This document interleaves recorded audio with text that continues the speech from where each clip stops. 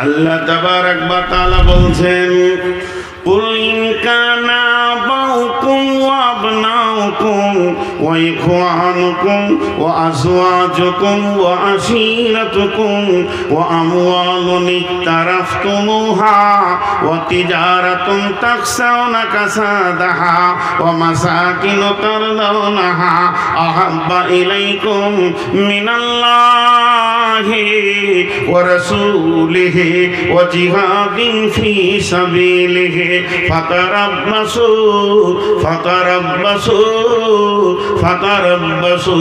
হাত্তা ইয়াতিয়াল্লাহু বিআমরিহি। অপেক্ষা কর, আল্লাহ রেগে গেছেন। আল্লাহ যেদিন তোদেরকে কেড়ে নেবে, আপনি ইমামের চোখে মুসলমান, মুয়াজ্জিনের চোখে মুসলমান, হাজির চোখে মুসলমান, গাজীর চোখে মুসলমান, কিন্তু আমার রবের চোখে আপনি ফাসিক। আল্লাহ বলছেন, ওয়াল্লাহু লা ইয়াহদিল কওমাল ফাসিকিন।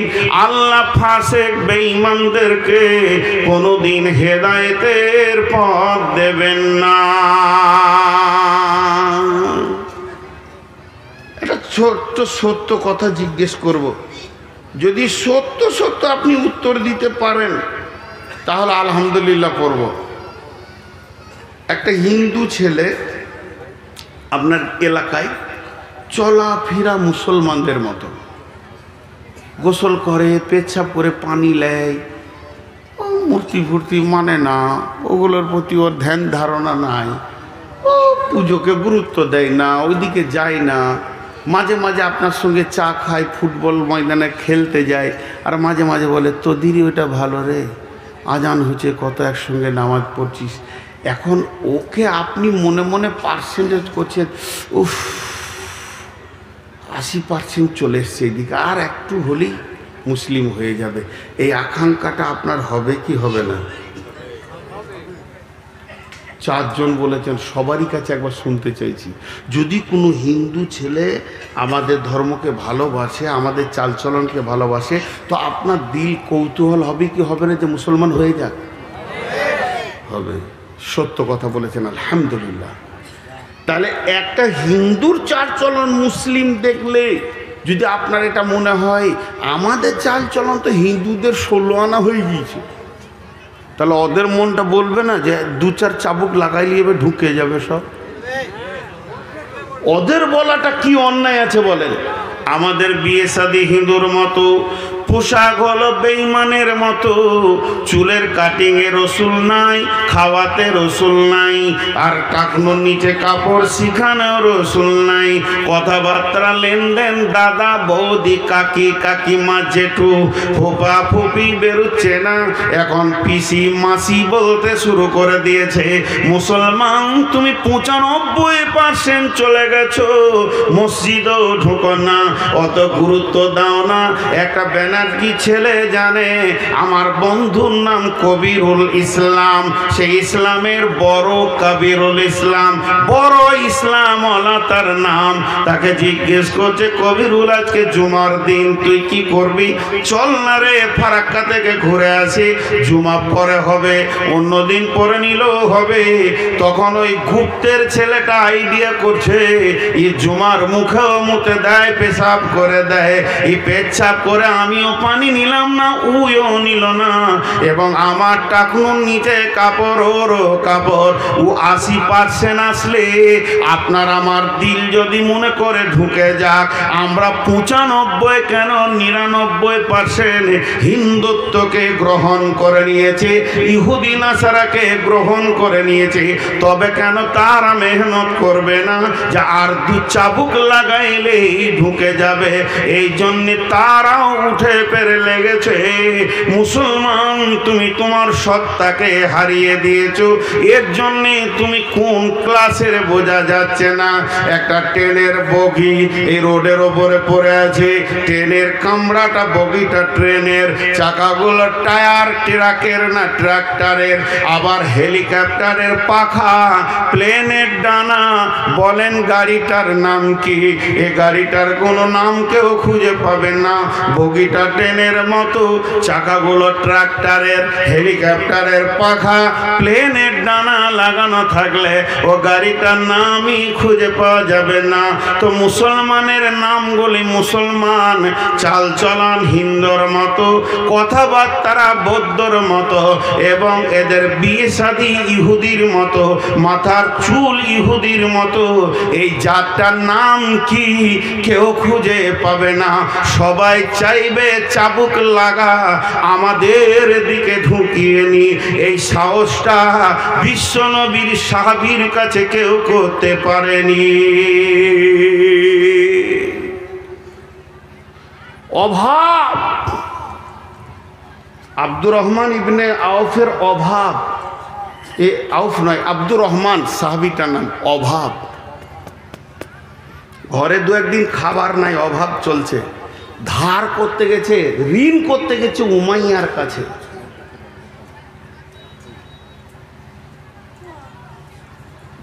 ঋণ কার কাছে করতে গেছে?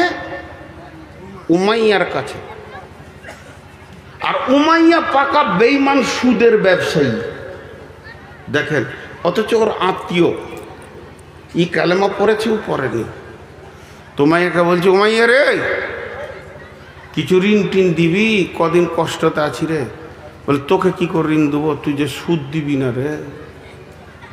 তো উত্তর দিচ্ছে, খেতে না পেলেও তোকে সুদ দেবো না,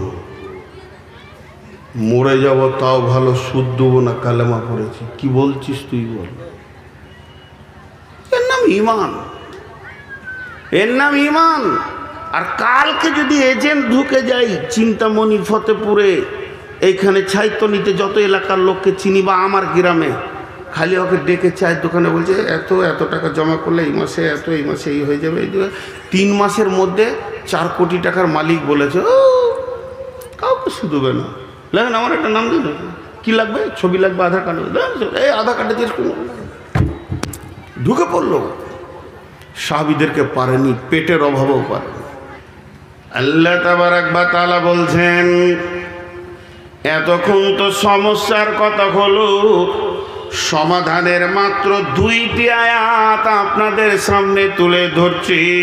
ফালিয়াবুদু রব্ব হাযাল বাইত আল্লাযী আত'আমাহুম মিন জু'ইন ওয়া আমানাহুম মিন খাউফ।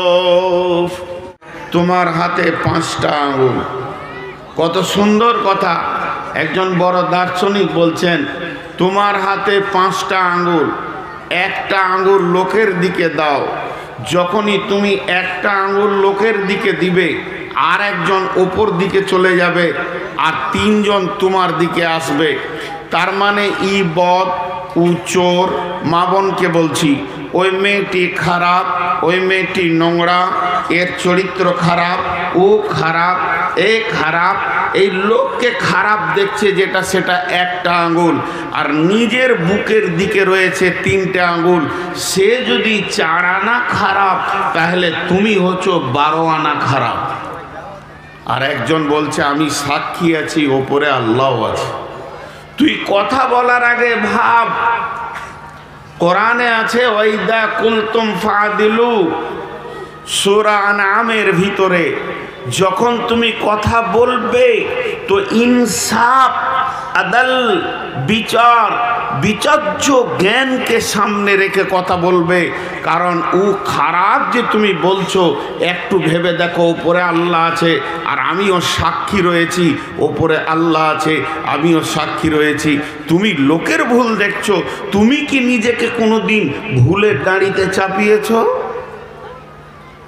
তুমি কি কোনোদিন নিজেকে একবার তোলাতে ওজন করে দেখেছো যে আমি কোন পজিশনে দাঁড়িয়ে আছি, পৃথিবীর মাটিতে আমার পজিশনটা কি, আমার জায়গাটা কি? কিছু লোকই আছে সমালোচনা করতে ভালোবাসে। আজকে আমি একটা বড় দুঃখ করে কথা বলছি। হ্যাঁ, দাঁড়ান দাঁড়ান, এখন বাঁধতে দেন, সবর করেন। তাহলে আমার সবর কতটা? আপনাদের সবাই মিলে ভাগ করে নেন, আর আমাকে 1 2 দিয়েছে। তাহলে চিন্তা করেন, এইগুলো যখন বাঁধে তো বিবেক থাকে না ওদের। ওদের যদি ক্যাপাসিটি থাকতো যে মৌলবীর গালে দুটো বাঁধবো তো বেঁধে দিত। আল্লাহ শুধু এখানে অ্যাঙ্গেল দেয়নি, তাই চেষ্টাটা আছে, কোন দিন হয়তো বেঁধেই দিবে। হ্যাঁ, কোথাও লাইট বাঁধতে হয় এটা জানে না। তো আপনারা আমার দিকে ধ্যান দেন, এখন খুব গুরুত্বপূর্ণ কথা বলছি। আর বিশেষ করে যারা দাঁড়িয়েছেন ভাই আমার, একটু এই সাইডটা আসেন, এই সাইডটা ফুল ফাঁকা, পুরা ফাঁকা, পুরা ফাঁকা। আপনারা দাঁড়িয়ে থেকে শুনবেন কেন? আমি কোরআনের আয়াতের লক্ষ্যে এগিয়ে যাচ্ছি, সবাই খেয়াল করেন, সবাই খেয়াল করেন। আর বসেন, এত তাড়াতাড়ি পেশাব পায়খানা লেগে গেছে, তাহলে কি করে কি হবে? তো নিজের ত্রুটি আমরা নিজে খুঁজে পাই না, নিজের ত্রুটি। আবু বকর তিনি নিজের হাতটাকে নিজের বুকে মারছে, বুকে মারছেন, আর কি বলছেন? আবু বকর মুনাফিক, আবু বকর মুনাফিক, আবু বকর তুই মুনাফিক। কত অনুশোচনা! আবু বকর তুই মুনাফিক, আবু বকর তুই মুনাফিক, আবু বকর তুই মুনাফিক। এটা বলছেন আর ধরতে রয়েছেন। ধরতে ধরতে ধরতে ধরতে নবীজির কাছে যাচ্ছেন মসজিদে নববীতে। নবীজি বলছেন, আবু বকর তোমার এত হতাশা কেন? তুমি নিজেকে হতাশায় রয়েছ কেন? আবু বকর বলছেন, দয়ার নবী গো, আমি আপনার মজলিসে বসে বসে অঝোর নয়নে কাঁদছিলাম। আর যখনই আমি বাড়ি চলে গেলাম, আমি বিবির সঙ্গে আনন্দে হেসে ফেললাম। তো আমার বিবেক আমাকে বলছে, আবু বকর তুই এখনই নয়ন ভরে নয়নের জলে অশ্রুসিক্ত আঁখিতে আল্লাহর ভয়ে ভয়ে কাঁদছিলি, আবার এখনই তুই দাঁত বের করে বিবির সঙ্গে খিলখিল করে হাসছিস।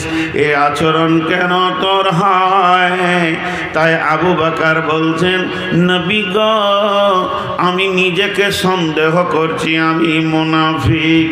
বিশ্বনবী বললেন, আবু বকর বিবির সঙ্গে হাসা হলো ইবাদত, বিবিকে আনন্দ দেওয়া হলো ইবাদত, বিবির সঙ্গে খেলা করাটাও ইবাদত, বিবির সঙ্গে কৌতূহল করাটাও ইবাদত।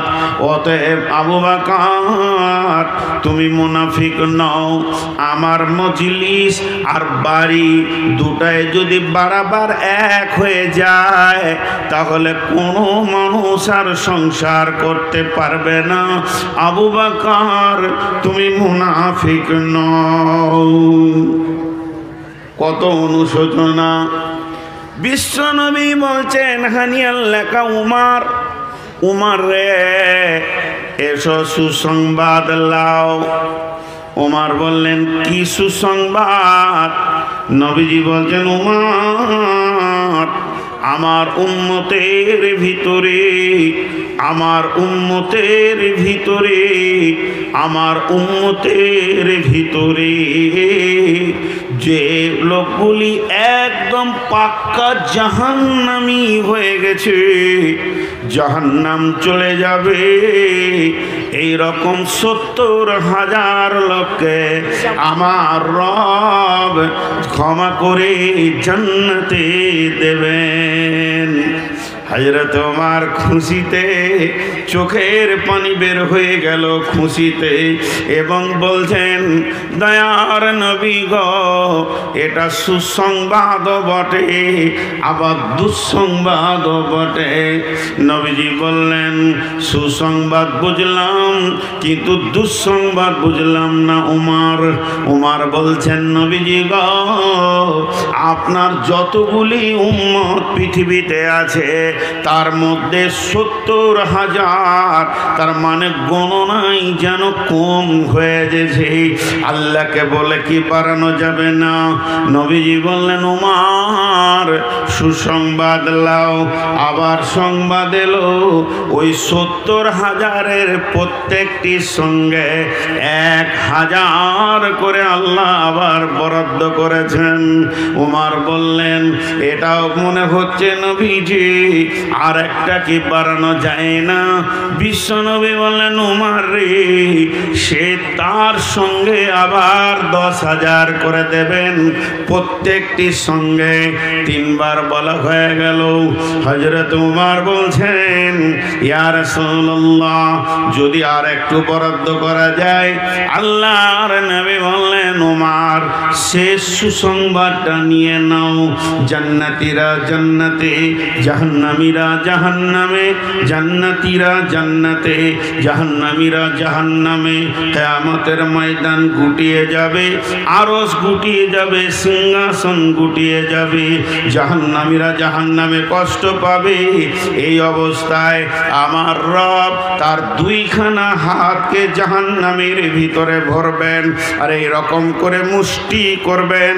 এই রকম নয়, এই রকম নয়, এই রকম নয়, এই রকম নয়, এইভাবে ধরবেন। আর 3 মুষ্টি বের করে তাদেরকে গোসল করিয়ে আপনার আবে হায়াতে তাদেরকে গোসল করিয়ে আমার রব 3 মুষ্টি জান্নাতে দেবেন। উমর রে, ওই মুষ্টিটা এমন হবে যার ভিতরে কালেমা ছিল, ঈমান ছিল না, শিরকের ময়দানে পা দেয়নি, ওই লোকটা ওই মুষ্টির ভিতরে চলে আসবে। এবার উমরের ভাষাটা শুনেন। উমর টুকরে কেঁদে উঠলেন খুশিতে, আর বলছেন, ইয়া রাসূলুল্লাহ, আপনি দোয়া করে দেন আমি উমর যেন আল্লাহর মুষ্টিতে চলে আসতে পারি। অনুসূচনা কি ছিল? আমি একটা জায়গা নিয়েছি, গোটা ঘটনাটা শোনানোর একটাই উদ্দেশ্য। যার ব্যাপারে রসুল বলছেন, লাউ কানা বাদি নবিয়ান, আমার পরে যদি কেউ নবী হতো, কানা লাহু উমার, সেটা উমার হতো। তাহলে ওই লোকটা আবার বলছে, ইয়া রাসূলুল্লাহ, আপনি দোয়া করেন যেন আমি মিষ্টির ভিতরে চলে আসতে পারি। তার অনুসূচনাটা কি ছিল? নিজেকে কি ভাবতো? নিজেকে কত হিয়ানত ভাবতো, কত হেকারত ভাবতো। আর আমরা দোয়া তো সবটা জানি না, নামাজটা রুকু সাজদা কেমন করতে হবে আমার জানা নাই, এবং কোন জায়গায় কোন দোয়া পড়তে হবে সেটাও জানা নাই। 70 বছর নামাজ পড়ছি, কমপ্লিটলি নামাজের বিষয় বুঝি না, অথচ উল্টা পাল্টি ডাডা মাডা ভাঙা চোড়া দোয়াতে নামাজ পড়ে মসজিদ থেকে যখন বের হচ্ছি তো বুকটাকে পাঠান পাড়া করে নিয়েছি, দিয়ে বলছি, অমুকের বেটা নামাজ পড়ে না, ও জান্নাত যাবে বলে মনে হয় না, ফাইসালা দিচ্ছে। তাদের অনুসূচনা কি ছিল? সোনাকে গয়না করে, সোনাকে পিটিয়ে গয়না করে, গয়না করার পর তাকে ছিলে, চাকু দিয়ে নয়, পাথর আছে, অ্যাসিড আছে, আরও কিছু পানি আছে, তা দিয়ে ছিলবে, ছিলতে ছিলতে তার ওপরটা তেল হয়ে যাবে, ত্রুটি মুক্ত হবে, তারপরে তাকে পালিশ মারবে, তারপরে আপনার হাতে দেবে যে এটা আপনার গয়না, তারপরে সেটা নাকে কানে নেওয়া যাবে। তো ছিলে, তো জিন্দেগিকে, নিজের জিন্দেগিকে যদি সুন্দর বানাতে হয় নিজেকে ছিলতে হবে, এমনি করে ছিলতে হবে। জি, 2টা হ্যালোজিন বন্ধ করেছি, কি করিনি আমি, অন্যদিকে দিয়েছি। আর হ্যাঁ না বলেন এতগুলো লোক, পেছন থেকে একটা হ্যালোজিন লাগিয়েছে আমার খুটখুটি বাড়ার লাগে, ওই যে মোবাইলের। কত জ্বালা, আমার বক্তা না লিয়াই ভালো। তো ছিলতে হবে। এবার আসেন, সাহাবীদের একটা জিন্দেগিতে মহাসাবা ছিল বলি, মহাসাবা। জি, তারা যখন বিছানায় যেতেন বিছানায় শোয়ার আগে নিজের জিন্দেগিটাকে তারা ছিলতেন, নিজের জন্যে নিজে স্বর্ণকার হয়ে যেতেন, যে মনে মনে বলতেন আজকে সকালে আমি অমুককে একটা জোরে কথা বলেছি, ধমকি দিয়েছি, সেটা না দিলেই তো আমার জন্যে ঠিক ছিল। 2 ঘন্টা পর আর একজনকে একটা খারাপ কথা বললাম, এটা যদি না বলতাম তো আমার জন্য ঠিক হতো। ওই জায়গায় বসে অতিরিক্ত কিছু কথা বলে দিয়েছি, ওই কথা কটা যদি না বলতাম তো আজকে আমার দিনটা ভালোই চলে যেত। বলে যে যেমন যেছে, না বলো সেরকম যেছে। আমি চায়ের দোকানে অমুক মাস্টারের বিরুদ্ধে 4টা কথা বলেছি, সেটা যদি না বলতাম তো চলে যেত। সকালে উঠে তার কাছে মাপ চেয়ে নিব। এইভাবে তারা নিজের জীবনটাকে ছিলে। জোহরের নামাজে আধা ঘন্টা আগে আসার কথা, কিন্তু কোনো রকম 2 রেখাত সুন্নত পড়ে জোহরটা পেলাম। আমি যদি আধ ঘন্টা আগে আসতাম তাহলে মসজিদে আমার তেলাওয়াত তাসবিহ হয়ে যেত। এইভাবে নিজের ত্রুটিকে নিজে নিজে বের করত, ত্রুটিগুলো মনে মনে জমা করে রবের কাছে রাত্রিতে অঝোর নয়নে কেঁদে বলতেন, আমার রব, আমি যেগুলো ভুল করেছি আগামী দিনে না করার প্রতিজ্ঞা নিয়েছে, মাবুদ তুমি আমাকে মাফ করে দাও, ক্ষমা করে দাও, আমার ত্রুটিগুলোকে তুমি মুছে দাও। এইভাবে তারা ধীরে ধীরে ধীরে ধীরে একটা জায়গায় গিয়ে পৌঁছেছেন। জিন্দেগিটা তাদের কত দামি হয়ে গেছেন। পৃথিবীর বুকে বসে রয়েছে, অথচ জান্নাতের খবর তারা পেয়ে যাচ্ছেন। একটা আশার মুবাশশারা, আবু বকর জান্নাতি, উমর জান্নাতি, ওসমান জান্নাতি, আলী জান্নাতি। এ তো নবীজি সরাসরি বলেছেন, পরোক্ষভাবেও নবীজির কাছে খবর এসেছে আরো জান্নাতি। যেমন নবীজি বলেছেন, বদরি সাহাবী যারা বদরের প্রান্তে 313 জন দাঁড়িয়েছিলেন জিহাদের ময়দানে, তাদের আগের পিছের সমস্ত গুনাহ মাফ, তার মানে তারা জান্নাতি। এমন ভাবে সুসংবাদ এসেছে, তাদের জিন্দেগিকে কোন জায়গায় পৌঁছেছে। আম্মা জান আয়েশাকে আল্লাহর নবী বলছেন, আয়েশা রে, তুমি আমার পৃথিবীতে যেমন স্ত্রী, ওই রকম তুমি আমার জান্নাতে স্ত্রী হবে। যেদিন আমি জানতে পারলাম, সেদিন থেকে মনে হয় যেন আমার মত হয়ে যাক এবং আমি জান্নাতে চলে যাই, তোমাকে আবার আমি জান্নাতে পেয়ে যাব। আয়েশা বুঝতে পারলেন আমি জান্নাতি। এইভাবে আল্লাহ তাবারাক ওয়া তাআলা পরোক্ষভাবে বহু জান্নাতি ঘোষণা করেছেন, কারণ তারা নিজের জিন্দেগিকে ছিলে ছিলে সোজা করেছে।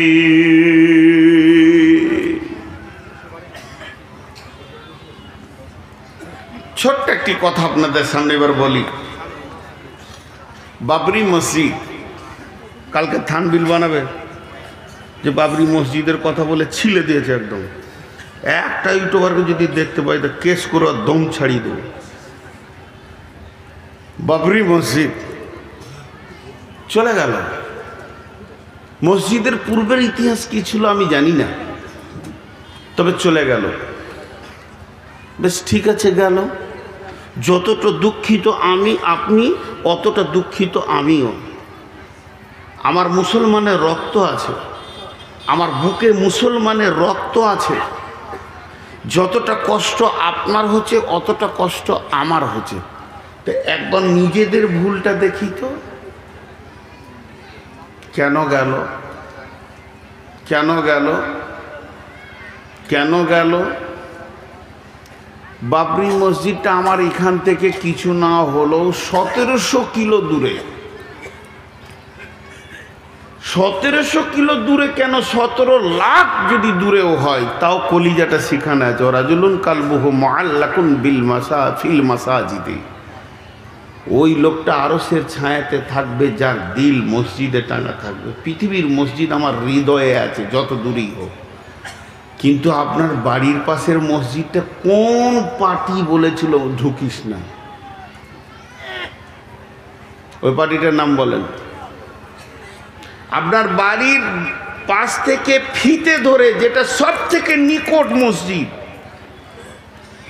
বিজেপি বলেছে, বজরং বলেছে, শিবসেনা বলেছে, তৃণমূল বলেছে, সিপিএম বলেছে, কংগ্রেস বলেছে, এসোসিয়াই বলেছে, কে বের করেছে এই মসজিদ থেকে আপনাকে?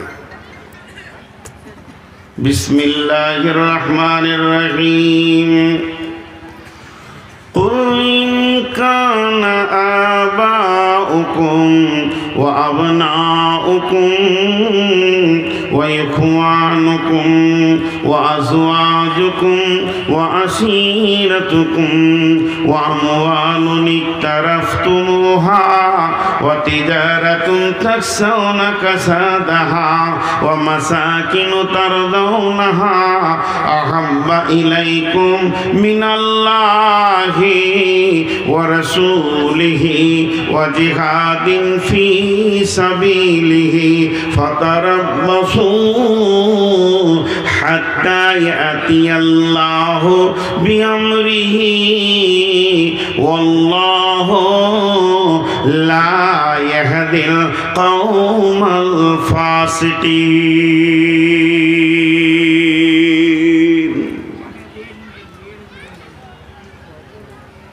বলেন, আমি এবার গভীর তথ্য দিকে যাচ্ছি যে মুসলমান তোমাদের কাছ থেকে এগুলো যাচ্ছে কেন। আল্লাহ বলে দিয়েছেন, কোরআন প্রতিদিন আপডেট হয়। কোরআনেই লেখা আছে ফিহা কুতুবুন কাইয়্যিমা, এটা প্রতিষ্ঠিত কিতাব যা কিয়ামতের পশ্চিম দিকে সূর্য ওঠা পর্যন্ত একই পাওয়ারে দাঁড়িয়ে থাকবে, যে পাওয়ারটা রাসূলুল্লাহ সাল্লাল্লাহু আলাইহি ওয়াসাল্লামের জামানায় ছিল। এর পাওয়ার শৈথল্য হবে না, এবং প্রতিটি জামানায় প্রতিটি দিন প্রতিটি সকালে আপডেট দেবেই এবং বিশ্বকে তার মোকাবেলার কথা শিখাবে। এখন বলেন, আল্লাহ তাবারাক ওয়া তাআলা বলছেন, হে আমার গোলাম, কখন তোমাদের উপরে বিপর্যয় আসবে, কখন তোমরা হেয় প্রতিপন্ন হবে। রাসূলুল্লাহ সাল্লাল্লাহু আলাইহি ওয়াসাল্লাম বলছেন, এই উম্মতের বিপর্যয় হচ্ছে পৃথিবীর বাদশাকে, প্রশাসনকে, প্রধানমন্ত্রীকে তাদের বিরুদ্ধে বানিয়ে দেওয়া হবে। তাদেরকে দেখতে পারবে না, তাদেরকে মেনে নিতে পারবে না, এমন মিজাজের বানানো হবে। কখন বানানো হবে? আল্লাহ তাবারাক ওয়া তাআলা রাসূল বলছেন, ওয়া ইয়াকা ওয়াল মাসিয়া ফা ইন্না বিল মাসিয়াতি হাল্লুন সাখাতুল্লাহ, ওয়া ইয়াকা ওয়াল মাসিয়া ফা ইন্না বিল মাসিয়াতি হাল্লুন সাখাতুল্লাহ। যে এলাকায়, যে বস্তিতে, যে গ্রামে, যে টলাতে, যে পাড়াতে, যে জেলাতে, থানাতে, দেশে আল্লাহর নাফরমানি প্রকাশ্যভাবে চলবে, সদর রাস্তাতে, রাজপথে জুয়ো চলবে, তাস চলবে, লুডু চলবে, দাবা চলবে, বেশ্যা নাচবে, লুচ্চা নাচবে, রান্ডিগিরি চলবে, মদ চলবে, সুদে অহরহ লেগে যাবে। আমার উম্মত এইগুলো নিয়ে মাতোয়ারা হয়ে যাবে। তখনই আল্লাহর মদদ তাদের কাছ থেকে চলে যাবে। আল্লাহর সাহায্যের হাতটা আল্লাহ গুটিয়ে নেবেন। আর আল্লাহ নিজেই বলেছেন, হাত্তা ইয়াতি আল্লাহু বিআমরিহি, অতক্ষণ পর্যন্ত যতক্ষণ পর্যন্ত আল্লাহর হুকুম না এসেছে। আল্লাহ লা ইয়াহদিল কওমাল ফাসিকিন, আল্লাহ এই ফাসিক বেঈমানদেরকে হেদায়েতের রাস্তা দেন না।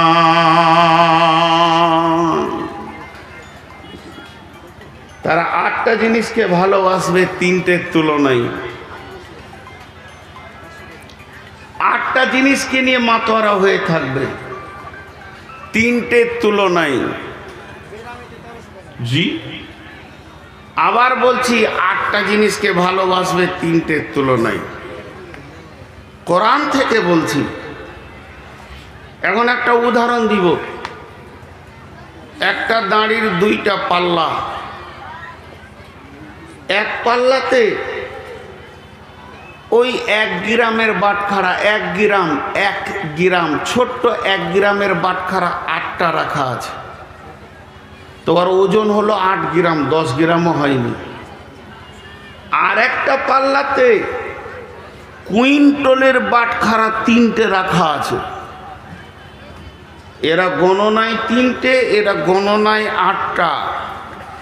গুনতিতে বাম পাল্লাটা বেশি, গুনতিতে ডান পাল্লাটা কম, কিন্তু ওজনে কে বেশি? জোরে বলেন। 3টে। তো ওজনে যে 3টে বেশি এটা বলবে কে? তার নাম কি? কাঁটা। কে বলবে? কাঁটা কোন দিকে ঝুঁকবে, 3টের দিকে না 8টার দিকে? 3টের দিকে কাঁটা যখন তোলা হবে পাল্লাটা, তা 3টের দিকে এমনি করে বলবে দেখ আমি ঠিক বলছি, এরাই বেশি।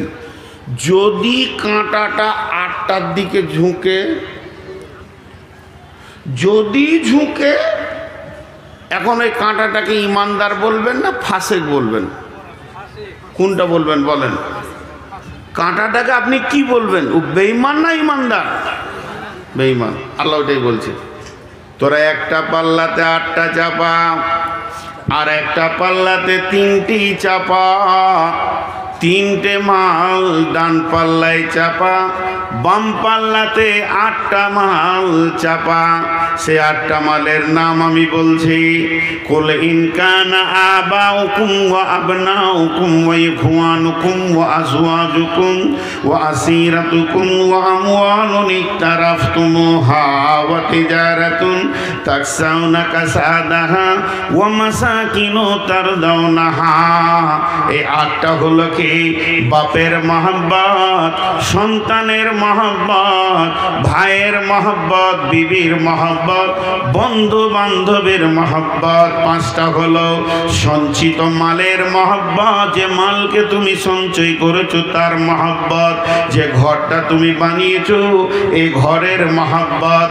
আর 8 নম্বরে হলো চাকরি বাকরি, ব্যবসা বাণিজ্য যেটা রয়েছে এইগুলির মহব্বত। আরেকবার বলছি, বাপের মহব্বত, বেটার মহব্বত, ভাইয়ের মহব্বত, আপনার বিবির মহব্বত, বন্ধুর মহব্বত, সঞ্চিত মালের মহব্বত, ঘর বাড়ি অট্টালিকার মহব্বত, এবং যে চাকরি বাকরি ব্যবসা বাণিজ্য তুমি করো তার মহব্বত। 8টা জিনিসের মহব্বতকে নিয়ে এসে একটা নারীর পাল্লায় দিয়ে দাও। এখন তোমার ডান দিককার পাল্লাটা ফাঁকা আছে, ওখানে 3খানা মহব্বত রাখো। আহাব্বা ইলাইকুম মিনাল্লাহি, আল্লাহর মহব্বত, ওয়া রাসূলিহি, এবং আমার রসুলের মহব্বত, ওয়া জিহাদিন ফি সাবিলিহি, আল্লাহর রাস্তায় বেরিয়ে গিয়ে জান দিতে হবে, মাল দিতে হবে। আল্লাহর জিহাদকে মহব্বত করে মেনে নিব, আল্লাহর রাস্তায় শ্রম দিব, মেনে নিব, পৃথিবীর মুখে লাত মেরে দিব, যেটা সাহাবীরা করেছেন। এই 3খানা মহব্বত তুমি চাপাও। হে পৃথিবীর মুসলমান, এবার তোমার দিলের ভিতরে একটি কাঁটা আছে, দাঁড়িটা ওপর দিয়ে মনে মনে মনে মনে তোলো। এবার দেখো তোমার দিলের কাঁটাটা 3 দিকে যেছে না 8 দিকে যেছে?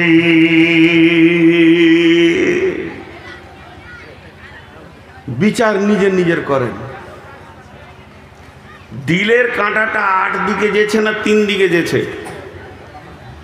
সবাই নিজের বিচার করব সাহাবীদের মতো, এবং হক কথা বলবো, জিভ দিয়ে মিথ্যা কথা বলবো না। আমাদের মহব্বত 8-এ বেশি না 3-এ বেশি? কথা বলে না? যারা 8-এ বলছেন কে কে বলছেন? বলেন তো 8-এ কে কে বলছেন? সবাই 8-এর দিকে আছি। হক কথা বলেছে, সত্য কথা বলেছে। 3-এর দিকে মহব্বতে এক্ষুনি পরীক্ষা করব।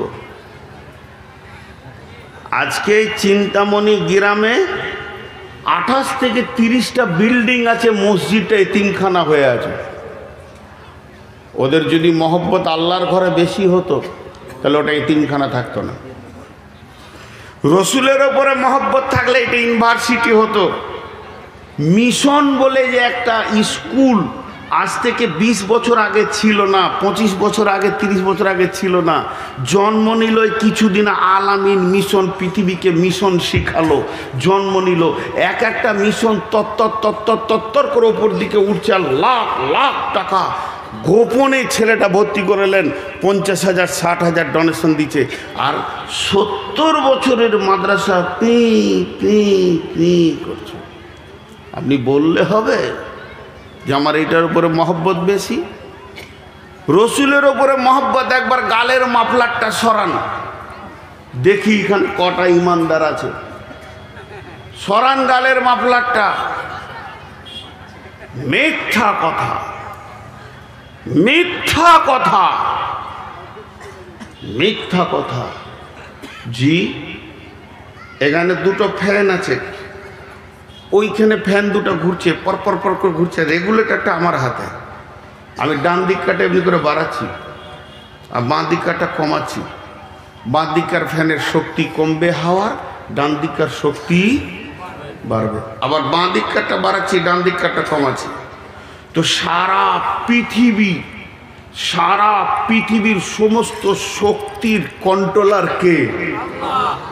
আল্লাহ।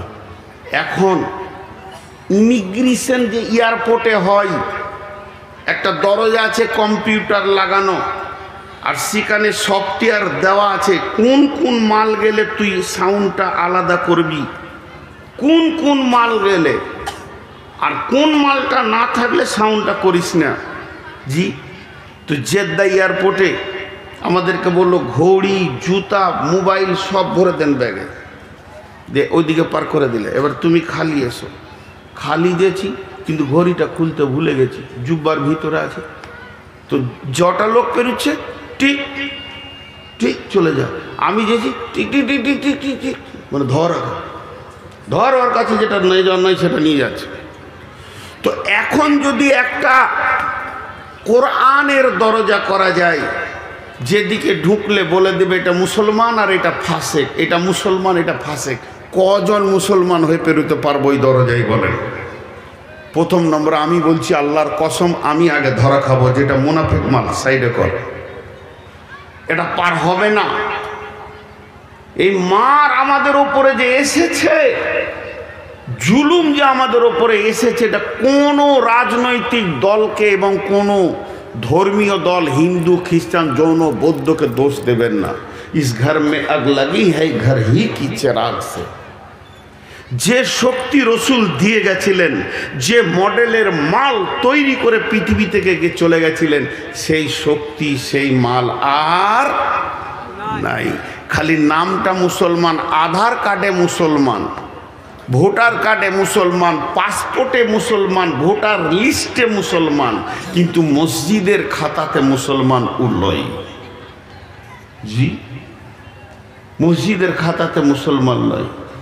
একজনার তাহাজ্জুদের নামাজ পড়তো রেগুলার, এত তাহাজ্জুদ পড়নেওয়ালা ছিল, সপ্তাহে কোরআন খতম করতেন, এত কোরআন পড়নেওয়ালা ছিলেন, এত জিকির করনেওয়ালা ছিলেন যে মসজিদে 24 ঘন্টার মধ্যে বেশিরভাগ ঘন্টা কাটিয়ে দিতেন।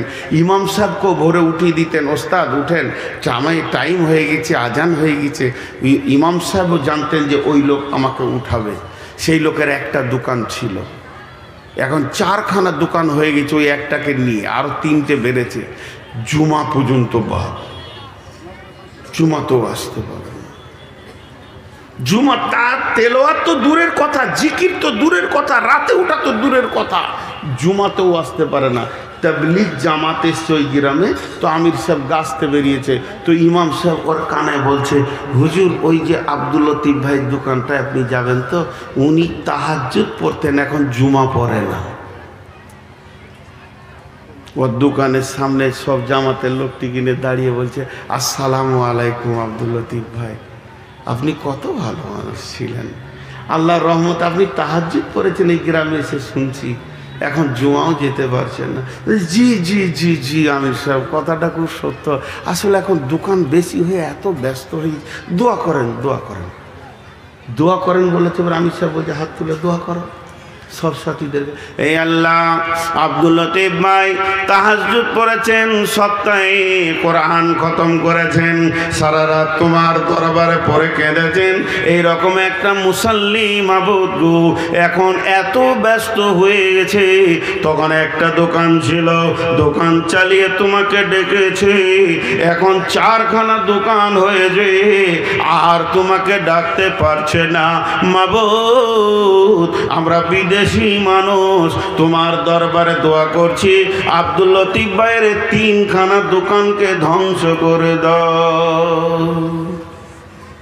আবার একটা করে দাও। দাঁড়ান দাঁড়ান আমি স্যার, দোয়াটা আমি স্যার দাঁড়ান, দোয়াটা গোলমাল হয়েছে। কাকে ভালোবাসে? দোকানকে। আমরা যত দোকানকে ঘরের কারণে, ব্যবসার কারণে, বাণিজ্যর কারণে আমার সব ছাড়া যেতে পারে, কিন্তু ওটা ছাড়া যাবে না। আল্লাহ তাবারাক ওয়া তাআলা বলছেন, আমি ওপর থেকে শিশি নিয়ে তোদেরকে দেখছি। এটা আমি উদাহরণ দিচ্ছি, এটা কোনো আয়াত নয়, এটা হাদিস নয়। ধরেলেন আল্লাহ আসমান থেকে দেখছেন, দেখছেন কথাটা বড় সত্য, প্রতি নজরেই আমাদের দিকে রয়েছে। আমরা সকালে সূর্য ওঠা থেকে নিয়ে বিবির পেছনে সময় দিলাম, আব্বার পেছনে দিলাম, সন্তানের পেছনে দিলাম, বন্ধুকে নিয়ে আনন্দ করে এলাম, আর ভাইকে আনন্দ করলাম, ছেলেকে নিয়ে মিশনে দিয়ে এলাম, টাকা দিলাম, পয়সা দিলাম। এই করতে করতে সন্ধ্যা হলো, সন্ধ্যাতে এসে আবার মা বাপ ছেলে পেলে ব্যবসা বাণিজ্য হিসাব নিকাশ নিয়ে মাগরিব হলো, এশা হলো, 24টা ঘন্টা রাউন্ড হয়ে গেল। আল্লাহ 10টা মিনিট আমার কাছ থেকে পেল না। আমার চেহারাতে রসুল নাই, ব্যবহারে রসুল নাই। এই করতে করতে একদিন গেল, 2 দিন গেল, 3 দিন গেল, 10 দিন গেল, 20 দিন গেল, 25 দিন গেল, 27 দিন পেরিয়ে গেছে। আর 3টে দিন আছে মাস হতে। এখনো আমার রব এতিমের মতো আমার দিকে তাকিয়ে আছে। আমার গোলাম আমাকে কখন সময় দেবে, আমার নবীর চেহারাটা কখন আনবে, আমার গোলাম কখন আমার দিনকে বাঁচানোর জন্যে দোকানে তালা মারবে, ব্যবসায় তালা মারবে, বাণিজ্যে তালা মারবে, স্কুলে চাকরিতে ছুটি নেবে, মাঠে যাবে না, 3 দিন আল্লাহর রাস্তায় বেরিয়ে যাবে, মানুষের পায়ে ধরবে, আল্লাহর গোলামির জন্যে না বেনামাজির দরজায় যাবে, মাতালের দরজায় যাবে। গেল না, 28টা দিন গেল, 29টা দিন গেল, 30টা দিনে আল্লাহ পেল না, দিন পেল না, রসুল পেল না। আমার রব ওর দরজা থেকে বেজ্জতি হয়ে ঘুরে গেল। এই অবস্থায় আমার আল্লাহ একটা ভাষা ব্যবহার করছে, ভাষাটার নাম হচ্ছে ফাতারাব্বাসু, ফাতারাব্বাসু, ফাতারাব্বাসু, ফাতারাব্বাসু। সূরা তওবার মধ্যে রয়েছে, আল্লাহ বলছেন ফাতারাব্বাসু হাত্তা ইয়াতিয়াল্লাহু বিআমরিহি।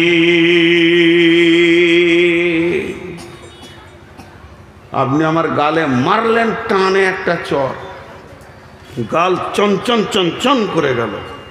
বাড়ি বর্ধমান, আপনার বাড়ি চিন্তামণি, কি বলবো, পাড় মাতাল তেমনি গায়ে বলও আছে। খালি এমনি করে তাকিয়ে দেখলাম, গাড়িতে বসলাম তো তাকিয়ে আছেন এমনি করে। ড্রাইভারকে বললাম চল, এই চল বলে যখন বেরিয়ে গেছি তখন খালি একটা শব্দ বলেছি ওনাকে, ঠিক আছে। ঠিক আছে মানেটা কি বলেন? ঠিক আছে মানেটা আপনারা বলেন, আমি আপনাদের মুখ থেকে শুনবো। তো আল্লাহ গোটা মাস বছর তাকিয়ে নিজে পেল না, রসুলও পেল না, দাড়ি চেটে ছেঁচে ছেঁকে টাকনুর নিচে কাপড় পরে বাম হাতে পানি খেয়ে সিগারেট বিড়ি জুয়ো তাস লুডু দাবা। আল্লাহ শেষ ভাষা বলছে ঠিক আছে, ঠিক আছে, মুদিকে আসতে দে। মুদি চলে এলো। আল্লাহ এমনি করে মুসলমানদের বেঈমানদের শক্তি কমাচ্ছে আর ইমানদারদেরটা বেঈমানদেরটা বাড়াচ্ছে, ইমানদারদেরটা কমাচ্ছে। পিটা পিটা, এক ধার থেকে পিটা। জি, কাগজ কলম নিয়ে বসে যান, পিচবোর্ড নিয়ে আর কাগজ কলম নিয়ে বসে যান। ভারতবর্ষের নেতাগুলোর নাম একদিকে লেখেন। মোদি মুসলমানদের উপরে রাজি না নারাজ? নারাজ। অমিত শাহ নারাজ। তারপরে যোগী নারাজ। নারাজ নারাজ নারাজ। কাটতে কাটতে শেষকালে মমতা খালা নারাজ। কিছু মুসলমান মনে মনে নিয়ত করেছে মমতার শাড়িটা যদি পেয়ে যায় তো কিয়ামতের মাঠে আর চাদর লাগবে না, ওই ছায়াতেই পেরিয়ে যাবে। এদের কুদাকুদি আর লাফালাফি দেখে আশ্বস্ত শ্বাস ফেলছে ওর কাছে, সব নারাজ। কিন্তু আল্লাহ তাবারাক ওয়া তাআলা কি বলছেন? ওয়া'দাল্লাহু আল্লাযীনা আমানু মিনকুম وعاملوا الصالحات لا يستخلفنهم في الأرض كما استخلف الذين من قبلكم। আরেকবার বলছি, এটা সূরা নূরের 55 নম্বর আয়াত। আপনারা একবার আমার সঙ্গে জবাব দেবেন, প্রশ্ন করব, উত্তর দেবেন। ওয়া'দাল্লাহুল্লাযীনা আমানু মিনকুম ওয়া আমিলুস সলিহাতি লা ইস্তাখলিফান্নাহুম ফিল আরদি কামা ইস্তাখলাফাল্লাযীনা মিন ক্বাবলিকুম। নবীজি গুরুত্বপূর্ণ কথা তিনবার বলতেন, এর জন্য তিনবার বলছে ওয়া'দাল্লাহুল্লাযীনা আমানু মিনকুম ওয়া আমিলুস সলিহাতি লা ইস্তাখলিফান্নাহুম ফিল আরদি কামা ইস্তাখলাফাল্লাযীনা মিন ক্বাবলিকুম। আল্লাহ বলছেন, হে বিশ্ব মুসলমান, ওরে আহলে কোরআন, ওরে আহলুল হাদিস, ও বিশ্ব কোরআনের ছায়াতলে তোরা যারা রয়েছিস, সূরা নূরের 55 নম্বর আয়াতটা খুলে দেখ। আমি রব তোদের সঙ্গে ওয়াদা করছি, কারো পায়ে হাত দিতে হবে না, কাউকে তেল দিতে হবে না, মোদিকে দিতে হবে না, অমিত শাহকে দিতে হবে না, আদিত্যনাথ যোগীকে দিতে হবে না, যত ভারতবর্ষের নেতা আছে এদের পায়ে তেল দিস না, এদের পেছনে তোরা ঘুরিস না, শুধু একজনকে রাজি কর। আমি আল্লাহ ওয়াদা করছি, হে ইমানদারেরা, তোরা যখন আমার ছায়াতে এসে 100% ঢুকে যাবি, আমাকে রাজি করে নিবি, তাহলে তোদেরকে ব্যালট লাগবে না। সারা বিশ্বের হুকুমত তোদের হাতে আমি আল্লাহ তুলে দিব, তোরাই শাসন করবে, তোরা শাসিত হবি না। আল্লাহ বলছেন, খালি আল্লাহকে রাজি করেন, বাস, আর কাউকে নয়। ভারতবর্ষ কাদের হাতে আছে? বিজেপির হাতে, চলে আসবে মুসলিমের হাতে। আল্লাহ রাজি হয়ে গেলে একজনকে রাজি করেন, দৌড়তে হবে না, আল্লাহ রাজি হয়ে যাবে। সকালবেলায় দেখবেন মুসলিমের হাতে দেশটা। কি করে দেখবেন? তাহলে কি ভোট হলো না? দরকার নাই ব্যালটের, রাতি মুদিকে ইমানের দিয়ে দেবে আল্লাহ। সকালে দেখবেন মুদি নিজে কালেমা পড়ছে। পারবে আল্লাহ এটা করতে? ঠিক করে বলেন তো, খুব সত্য কথা বলেন। অন্য জাতিদের কথা আমি ছেড়ে দিলাম, তাদের কাছে হালাল হারামের খবর পৌঁছায়নি, ছেড়ে দিলাম। পার্টিকুলার মুসলিমের কথা বলছি। মুসলিম যতগুলো পঞ্চায়েত প্রধান আছে সব আমানতদার আছে। আরে কথা বলে না, লুটেরা। তাহলে এদের হাতে একদিনের জন্য মনে করেন সারা ভারতবর্ষের সমস্ত নেতাগুলোকে তাদের পদ থেকে রিজাইন দিয়ে 100-তে 100 মুসলিম বসিয়ে দেওয়া হলো, ঘোষ বাড়বে না কমবে? বাড়বে। এদের মতো হারামখোর আর কেউ নাই। হাজি এই যে মসজিদে ইমাম ভাতা চলছে, ইমাম ভাতা নিয়ে আমি ফতোয়া দিচ্ছি না, আমার ফতোয়া দেওয়ার জ্ঞান নাই। ইমাম ভাতা নিয়ে আমি ফতোয়া দিচ্ছি না, নেওয়া যাবে কি যাবে না আমার জ্ঞান নাই, ইলম নাই, ওই পর্যায় পর্যন্ত আমার শিক্ষা নাই। কিন্তু প্রত্যেকটি জেলাতে বা থানাতে ব্লকে একটা করে সর্দার আছে না, ওদের নেতা আছে না ইমাম, ও ঘোষ খেয়েছে কি খেয়েছে না, কেন খেয়েছ? ওর পেছনে যে মসজিদের লোকগুলো নামাজ পড়ছে হবে, অন্য মুফতিকে জিজ্ঞেস করে নেবেন, পাক্কা ঘোষখোর বেঈমান। অন্য একটা ইমাম সাহেব খালি বলছে নামটা চেঞ্জ করে দেন কি মসজিদটা চেঞ্জ করে, 2000 টাকা দেয়, 4000 টাকা দেয়। একটা ইমামের যদি এটা আচরণ হয়, একটা ইমাম আলিম যার কাছে রসুলের হাদিস আছে, তার যদি এটা আচরণ হয়, তা মাতাল পঞ্চায়েত প্রধানের তো হবেই। বলেন, এই জন্য আল্লাহ বলছেন ওয়ামিলুস সালিহাতি ওয়ামিলুস সালিহাতি, তোরা পরিপূর্ণ ঈমানদার হয়ে যা। লা ইয়াস্তাখলিফাল্লাযীনা মিন ক্বাবলিকুম কামাস্তাখলিফাল্লাযীনা মিন ক্বাবলিকুম, যেমন তোদের পূর্বপুরুষেরা ইতিহাস খুঁজতে খুঁজতে উমারের যুগে চলে যা, রসুলের যুগে চলে যা, একজন বাহরাইন বিজয় করেছে, একটা সাহাবী বাহরাইন বিজয় করেছে, 1.5 লক্ষর মোকাবেলায় মাত্র 10,000 সাহাবী গোটা রোম সম্রাটকে হিলিয়ে দিয়েছে, কাঁপিয়ে দিয়েছে। যেদিকেই তারা গেছে জয় জয়কার, জয় জয়কার, জয় জয়কার, যেদিকেই তারা হেঁটেছে জয় জয়কার। আজকে কেন হচ্ছে না? তোদের ঈমানে ফিউজ লেগেছে।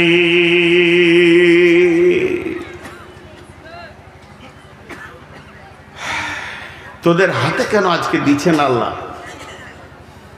তোদের হাতে কেন রাজ্য দিচ্ছেন আল্লাহ? তোদের চরিত্র শেষ। আল্লাহ বেঈমানকে তো দেবে না। উমারের জামানায় ওই কতক্ষণ চালাবে তুমি আর আমাকে তাকিয়ে থাকতে হবে? মোবাইলটা খুলে ঘর যাও, এখনো বসানো।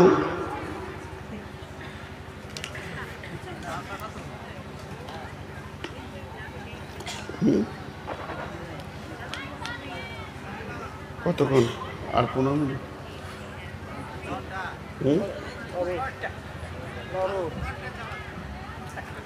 বলছে 12 ঘন্টা।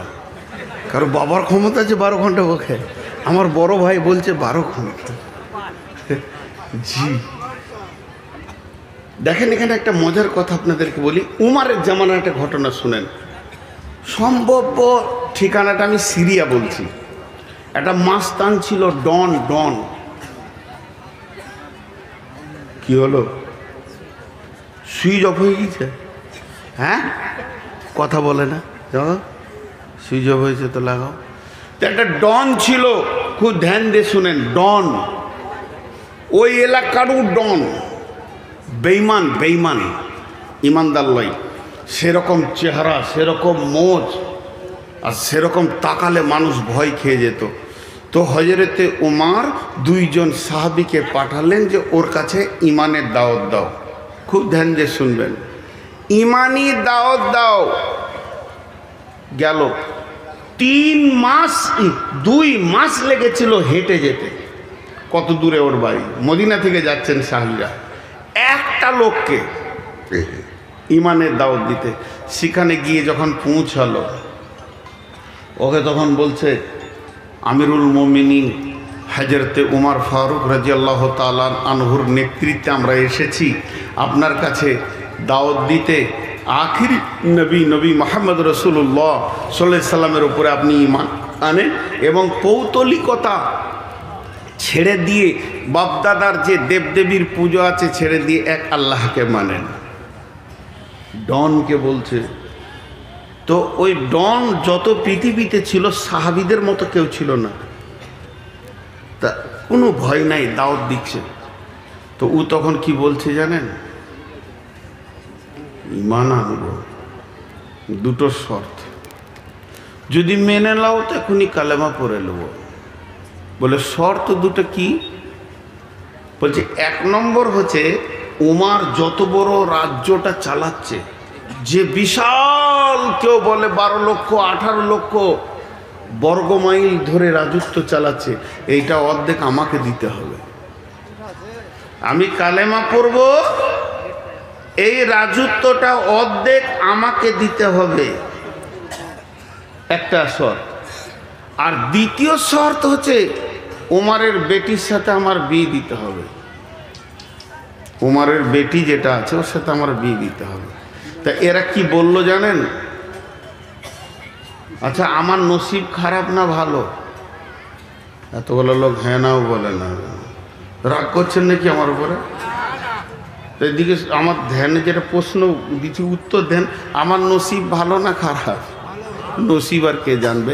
আমি বাইনে বসলি চাওয়ালা ঢুকে ওকে ধরে নিয়ে আসেন, ওর চা আর কেটলি সহ।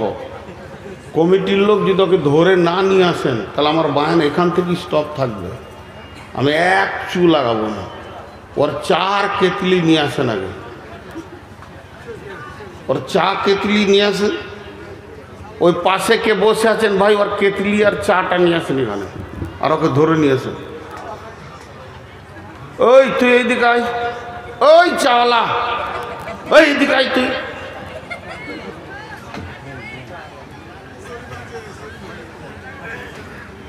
ওকে চিনে রাখতো, বায়নের শেষে ওকে আমি দেখা করব, ওর ক কাপ চা বেচার দরকার আছে। ভাগ এখান থেকে, বহরমপুর যা, লজ্জা সরব নাই। তো কটা শর্ত করলেন? দুটো। একটা অর্ধেক রাজত্ব দিতে হবে, আর একটা হলো ওর বেটির সঙ্গে বিয়ে দিতে হবে। এই দুজন এবার কি বলছে দেখেন। বলছে ভাই তুমি যদি কালেমাটা পড়ে লাও, আশহাদু আল্লাহ ইলাহা ইল্লাল্লাহ ওয়া আশহাদু আন্না মুহাম্মাদান আবদুহু ওয়া রাসূলুহু, এটা যদি পড়ে লাও তো অর্ধেক রাজত্বটা উমরকে বলে ব্যবস্থা করে দিব। কারণ একটা বিশ্বাস, যে লোকটা কালেমা পড়বে তো সঙ্গে সঙ্গে চেঞ্জ হয়ে যাবে, ও হারাম খাবে না, ঘোষ খাবে না, বেইমানি করবে না, সব অটল হয়ে যাবে। তো ওকে রাজ্য দিতে কি অসুবিধা আছে? এইটা দায়িত্ব নিলাম। তো বিয়ের ব্যাপারটা তো ধরেন চয়েসের ব্যাপার আছে, তা ওইটা কি হবে কি জানি, এটা কি হবে কি জানি। তো তুমি থাকো, উমারকে জিজ্ঞেস করে আসি। একজনকে কালেমা পড়াবে তো কত মেহনত, দুইজন বেরিয়ে গেল, উমারের কাছে আবার চলে আসছে।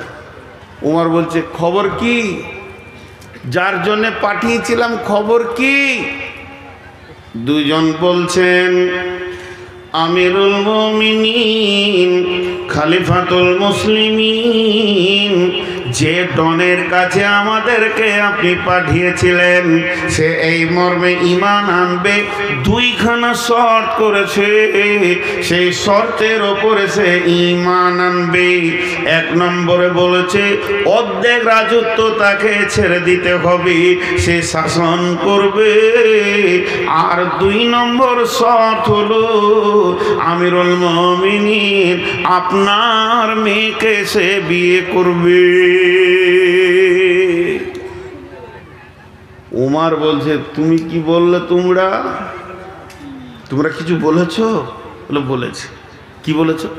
অর্ধেক রাজত্বটা কোনো রকম বুঝিয়ে পারিয়ে, অসুবিধা হবে না, তবে বিয়েটা চয়েসের ব্যাপার আছে। হযরত উমর বলছে আমার দিলের কথা শোনো। অর্ধেক কেন, যখনই কোনো মানুষ পাক্কা ইমানদারি প্ল্যাটফর্মে এসে যাবে তাকে সমস্ত রাজত্বটা আমি উমার ছেড়ে দেবো, কোনো ডিস্টার্ব নাই, সে তো চালাবে আল্লাহ এবং রসুলের তরিকায়।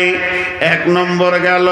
বিয়ে শাদীর ব্যাপারে কেন শুনলাম, মেয়ে তো আমার, তবে আমি বলছি একটা কালেমা পড়া ইমানদারকে মেয়ে দিতে উমারের এক সেকেন্ড আটকাবে না, সঙ্গে সঙ্গে বিয়ে পড়িয়ে দেব। যাও তোমরা তাকে কালেমা পড়তে বলো। তাহলে ইমানদারের প্রতি ভরসা কত? তাহলে বলেন একটা ইমানদারের প্রতি ভরসা কত? আর যে রায় ইমামের শুধু একটুকু লিডারই পেয়েছে, এতেই যদি ঘোষ খায়, ওই ইমামগুলোকে যদি একবার মোটামুটি মুখ্যমন্ত্রী বা এমএলএ এমপি করে দেওয়া হয়, কি করবে বলেন তো? কি করবে বলেন? চরিত্র কোথা চলে গেছে সহি হাদিস এবং কোরআনের তার পেটে থাকার পরেও। এবার এরা দুজন আবার হাঁটতে লাগলো। যে গ্রামে ডনের বাড়ি ওরা সেই পর্যন্ত পৌঁছে গেল। এবার গ্রাম ঢুকবে, গ্রামের কাছাকাছি হয়তো বা 100-200 গজ রাস্তা বাকি আছে। তখন দেখছে গ্রাম থেকে একটা জানাজা আসছে, খাটে লাশ আছে, দল বেঁধে লোক দাফন করার জন্য বেরিয়ে আসছে। এরা দুজন জিজ্ঞেস করছে কে মরেছে, কার জানাজা হবে, ইহুদি না নাসারা না মুসলমান, কাকে দাফন করা হবে? এদেরকে বলা হচ্ছে তোমরা যে ডনের কাছে এসেছিলে ওই হতভাগাই মরে গেছে। তখন এরা বলল হতভাগা রে, তোর কপালে আর মানে ঈমান আল্লাহ লেখেনি, বেঈমান হালাতি পৃথিবী থেকে চলে গেল। তার মানে একটা ঈমানদারের ওপর কত ভরসা থাকা দরকার। মুসলমান জুয়োতে পাবে এদেরকে বেশি, মুসলমান সুদের ময়দানে এদেরকে বেশি, মুসলমান জেনার ময়দানে রান্ডিখানায় এদেরকে বেশি, যেখানেই বেশ্যাখানা মুসলমানের ছেলে বেশি, অন্য মানে আদা ছেলে পাওয়া যায় না। শুধু তাই নয়, তাসে লুডোতে দাবাতে মদেতে মুসলমান তুমি বেশি। এখন এত বেশি শয়তান গ্রাস করে নিয়েছে, মুসলমানের আসল শক্তিটাই শেষ হয়ে গেছে। আল্লাহর নবী বলছেন আমার উম্মত অহান রোগে ভুগবে। সাহাবীরা প্রশ্ন করলেন মা অহান, ইয়া রাসূলুল্লাহ অহান জিনিসটা কি? নবীজি বললেন হুব্বুদ দুনিয়া কারাহাতিল মত, আমার উম্মতের ভিতরে পৃথিবীর মহব্বত বেড়ে যাবে এবং মত বা আখিরাতকে সে ঘৃণা করবে। তখনই আমার উম্মত দুর্বল হয়ে যাবে, অন্য জাতি এসে লাত মরবে। দলদলেতে পড়েছে হাতি, ব্যাঙে মারছে লাথি, হাতি দলদলেতে পড়ে গেছে আর ব্যাঙ হাতির মাথায় লাত মেরে চলে গেছে।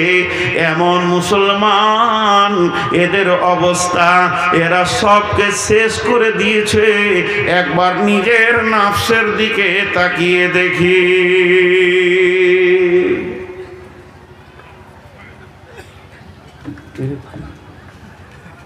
কি ঘটবে শেষকালে স্টেজে, আমি তাই চিন্তা করছি। একজনা পড়ে গেছে, একজনা কি খবর আনছে বারবার জিবরাইলের মতন। হ্যাঁ হ্যাঁ, তাই তো মনে হয়। কাজও নাই, সময়ও নাই, অবসরও নাই, খালি মনে হচ্ছে আমার বিরুদ্ধে প্ল্যান চলছে। তাহলে আমাকে বায়ন করতে ভালো লাগবে? কারো যদি এটা মনে ঢুকে যায় যে আমার বিরুদ্ধে প্ল্যান চলছে, তার ভালো লাগবে? আপনাদের বিরক্ত লাগছে নাকি?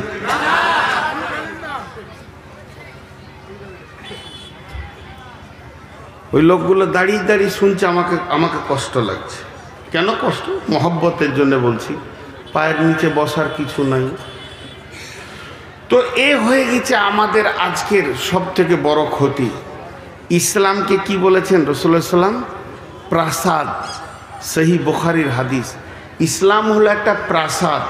সেই প্রাসাদে যতগুলো ইট লেগেছে, প্রথম ইটটাকে হযরত আদম আলাইহিস সালাম আর শেষ ইটকে নবী মুহাম্মদ রাসূলুল্লাহ সাল্লাম। তার মানে কম বেশি 1.5 লাখ ইট লেগেছে।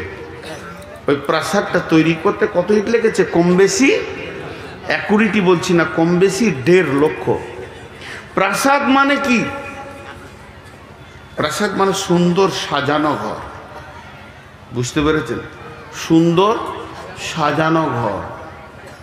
এবার ওই সাজানো ঘরে আগুন লেগেছে, জানলাতে আগুন, দরজায় আগুন, খাটে আগুন, বিছানায় আগুন, আলমারিতে আগুন, শোকেসে আগুন। আগুনটা লাগিয়েছে কে? ভারত জ্বলছে, কাশ্মীর জ্বলছে, মায়ানমার জ্বলছে, রোহিঙ্গা জ্বলছে, বাংলাদেশ জ্বলছে, পাকিস্তান জ্বলছে। ভারতের মুসলমানের থেকে বাংলাদেশের মুসলমান বেশি জ্বলছে। ওরা হলো মুনাফিক, বেশি চলছে। আমরা অনেক ভালো আছি আলহামদুলিল্লাহ। জাসুস আর তাজাসুসি আর বেঈমানি, যে যত তাহাজ্জুদ করে সে তত বেঈমানি করে। বাংলাদেশে সপ্তাহে রোজা বাদ দেয় না, আর বেঈমানিতে প্রথম সারি তরা আছে। তো সারা বিশ্ব যেন আগুনে দাও দাও দাও দাও দাও দাও দাও দাও করে জ্বলছে। সারা বিশ্ব, শুধু মুসলমান নামে প্রাসাদ আগুন লেগেছে, অন্যটা লাগেনি। তো এই আগুনটা লাগিয়েছে কে? একজন বড় আল্লাহর ওলি বলছেন, ইস ঘর মে আগ লাগি হ্যায় ঘর হি কি চিরাগ সে। ঘরের প্রদীপই ঘর জ্বলছে, দোষ কাকে দেবেন? ঘরের প্রদীপে যদি ঘর জ্বলে, লাঠি নিয়ে কাকে খুঁজবেন? কথা বলে না, এদিকে বলছে চালান এখনো, আর আমি যেটা জিজ্ঞেস করছি তার উত্তর দিচ্ছে না। আমি একটা কথা আপনাদেরকে বলি না, বচনে বচনে বিটি হারাইল কেথা, ভেরলের যুদ্ধতে গেল শিয়ালের মাথা, মা বিটিতে ঝগড়া করে বটি পড়ল নাকে, তিনজনের মধ্যে দোষ দিব কাকে? বিচার করেন। এটা অনেকবার বলেছি, এটা বহুদিন পর আবার বললাম। এক বুড়ি বিটির বাড়ি যাচ্ছে, 1 লাখ টাকা নিয়ে ছিঁড়া কাঁথায় গটিয়ে নিয়েছে, যে খালি ওর চোপা চলছে, খালি মুখ বন্ধ নেই। আমার যা হবে হোক গা, ক্যাঁথা যেন না হারায়, আমার যেটা হবে হোক গা, ক্যাঁথা যেন না হারায়। টোটোতে উঠছে বসছে, নৌকায় চাপতে গিয়েছে, যেই ক্যাঁথাটা নিয়ে এমনি একজন যুবক ফ্রাম করে পকেট মার ক্যাঁথা নিয়ে মারল। দোষ কার? নিজের দোষ। চোপা না চালাতিস না যেত। জি, ভেরলের যুদ্ধতে গেল শিয়ালের মাথা, দুটো বড় বড় ষাঁড় ভেড়া ফটাস ফটাস করে মারছে, আর একটা শিয়াল খালি মুখ দিয়ে লাল পড়ছে, যেটা পড়বে ওইটা আমার, যেটা পড়বে ওইটা আমার। অনেকক্ষণ ধরে ওদের ঝগড়া চলছে। মনে মনে করছে ওরা নাটক করছে নাকি রে, এখনো পড়ে না কেন? কিন্তু ভেড়ার মাথা খুব শক্ত, তো পড়ে না কেন রে? তো একবার মাঝে ঢুকে টেস্ট করতে গেছে, দুদিক থেকে মেরেছে, তো ওই লাশ। এই যে লাশটা পড়লো, দোষ কার? নিজের দোষ। তার মানে এমএলএ নমিনেশন ফাইল চলছে, দাঁড়িয়েছে কে? ঘোষ, গুয়ো, গুপ্ত, যেগুলো অজাত, শিডিউল ক্লাস, তারা দাঁড়িয়েছে। একদিকে দাঁড়িয়েছে ব্যানার্জি, একদিকে দাঁড়িয়েছে চ্যাটার্জি, একদিকে দাঁড়িয়েছে মমতা ব্যানার্জি, আর একদিকে দাঁড়িয়েছে কে? ওই বুদ্ধদেব ভট্টাচার্য। মধ্যখান থেকে মরছে এই ভেড়া কটা, এই চালাক মুসলমান কটা। ভেরলের যুদ্ধ চলছে ভারতবর্ষে, লাশ হচ্ছে কারা? মুসলিম। ওকে খালি বলেছে 3 কেজি পঞ্চায়েতে গম দেবো তোকে, অতি রং মেখে জিনো ও জিনো ও তৃণমূল কংগ্রেস জিনো ও লড়াই লড়াই লড়াই চাই, লড়াই করে বাঁচতে চাই। তুই তো মরবি বেসকালে। ভোট পাবে ওরা, হয় জিতবে ব্যানার্জি, না হয় জিতবে চ্যাটার্জি, না হয় জিতবে দাস, না হয় জিতবে গুপ্ত, আর মরবি তুই সুপ্ত। কুকুরে টানাটানি করবে তোর লাশ নিয়ে। আর যখন ওই লাশটাকে নিয়ে কলকাতা নিয়ে যেছে, মর্গে নিয়ে যেছে, যে বড় বড় পার্টির নেতারা আসছে, তোর ফ্যামিলির লোক মনে করছে যেন জান্নাতুল ফেরদাউস গেল। এত বড় বড় নেতা যখন আমার ঘরে এসেছে, তা লাশটা মনে হয় জান্নাতুল ফেরদাউস গেল। ওদিকে জাহান্নামের ফেরেশতা খালি মোচ পাকাইছে, আয় শালা দেখছি তোকে কোন জায়গায় দিতে হয় সাইজ করে দেবো। ওখানে আর কেউ যাবে না, ব্যানার্জি চ্যাটার্জি যাবে, মরছে এরা। আর 3 নম্বর, মা বিটিতে ঝগড়া করে বটি পড়লো নাকে। একটা ঘরে মা বিটি ঝগড়া চলছে, আর পাশের বাড়ি বউ দেখতে এসছে, মা রাগ করে বটি ছুড়ে দিয়েছে বেটির দিকে, তো ওরই নাকটা কাটা গেছে। দোষ কার? আল্লাহ তাবারাক ওয়া তাআলা বলছেন, কুল ইন কানা আবাউকুম ওয়া আবনাউকুম ওয়া وإخوانكم وأزواجكم وعشيرتكم وأموال اقترفتموها وتجارة تخشون كسادها ومساكن ترضونها أحب إليكم من الله ورسوله وجهاد في سبيله فتربصوا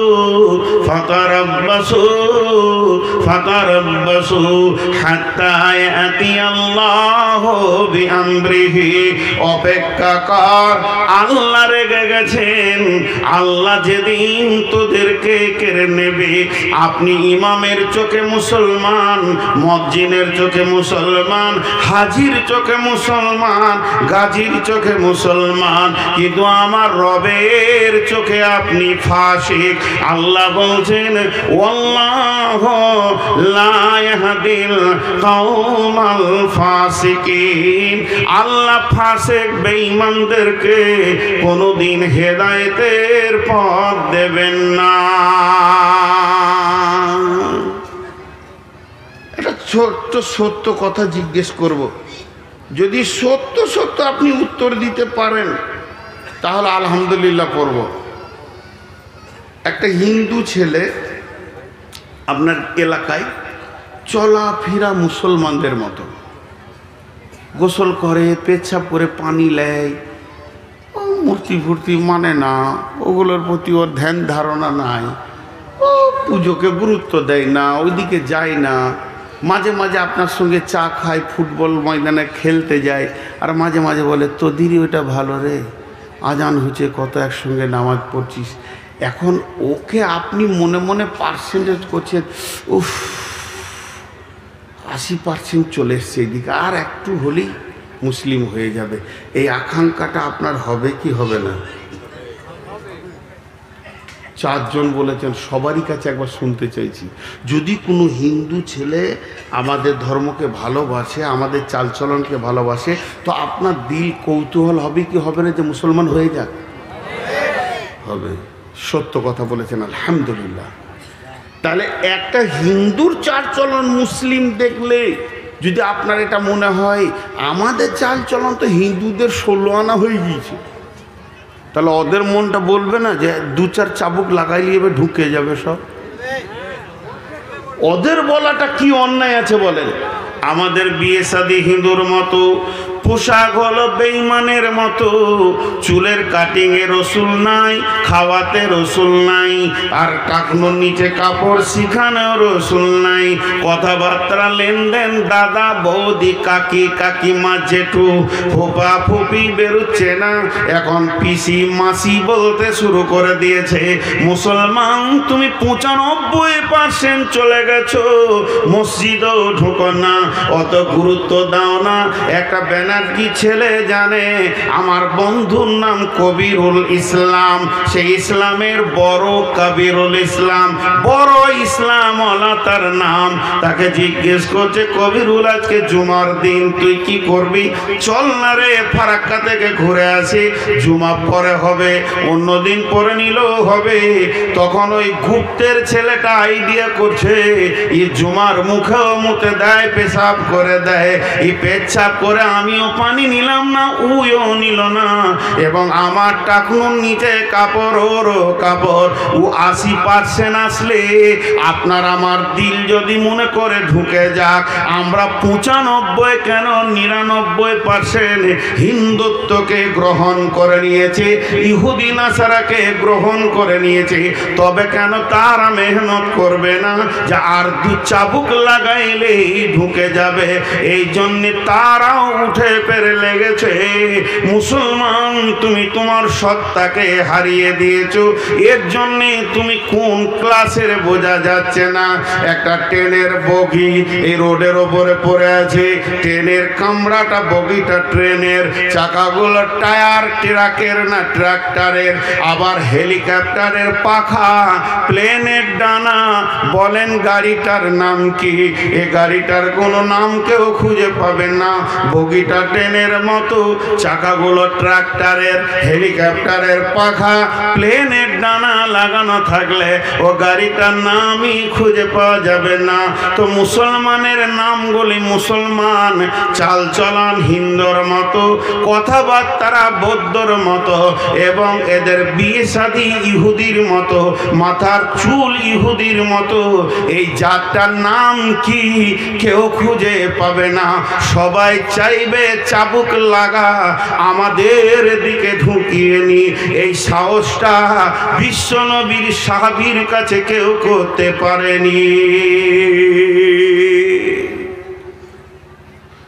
অভাব, আব্দুর রহমান ইবনে আউফের অভাব, এ আউফ নয়, আব্দুর রহমান সাহাবীটার নাম। অভাব, ঘরে দু একদিন খাবার নাই, অভাব চলছে, ধার করতে গেছে, ঋণ করতে গেছে উমাইয়ার কাছে।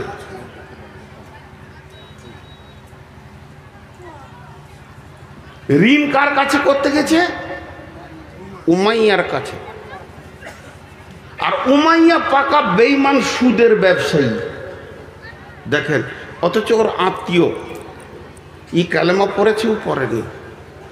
উমাইয়াকে বলছে, উমাইয়া রে, কিছু ঋণ টিন দিবি, কদিন কষ্টতে আছি রে।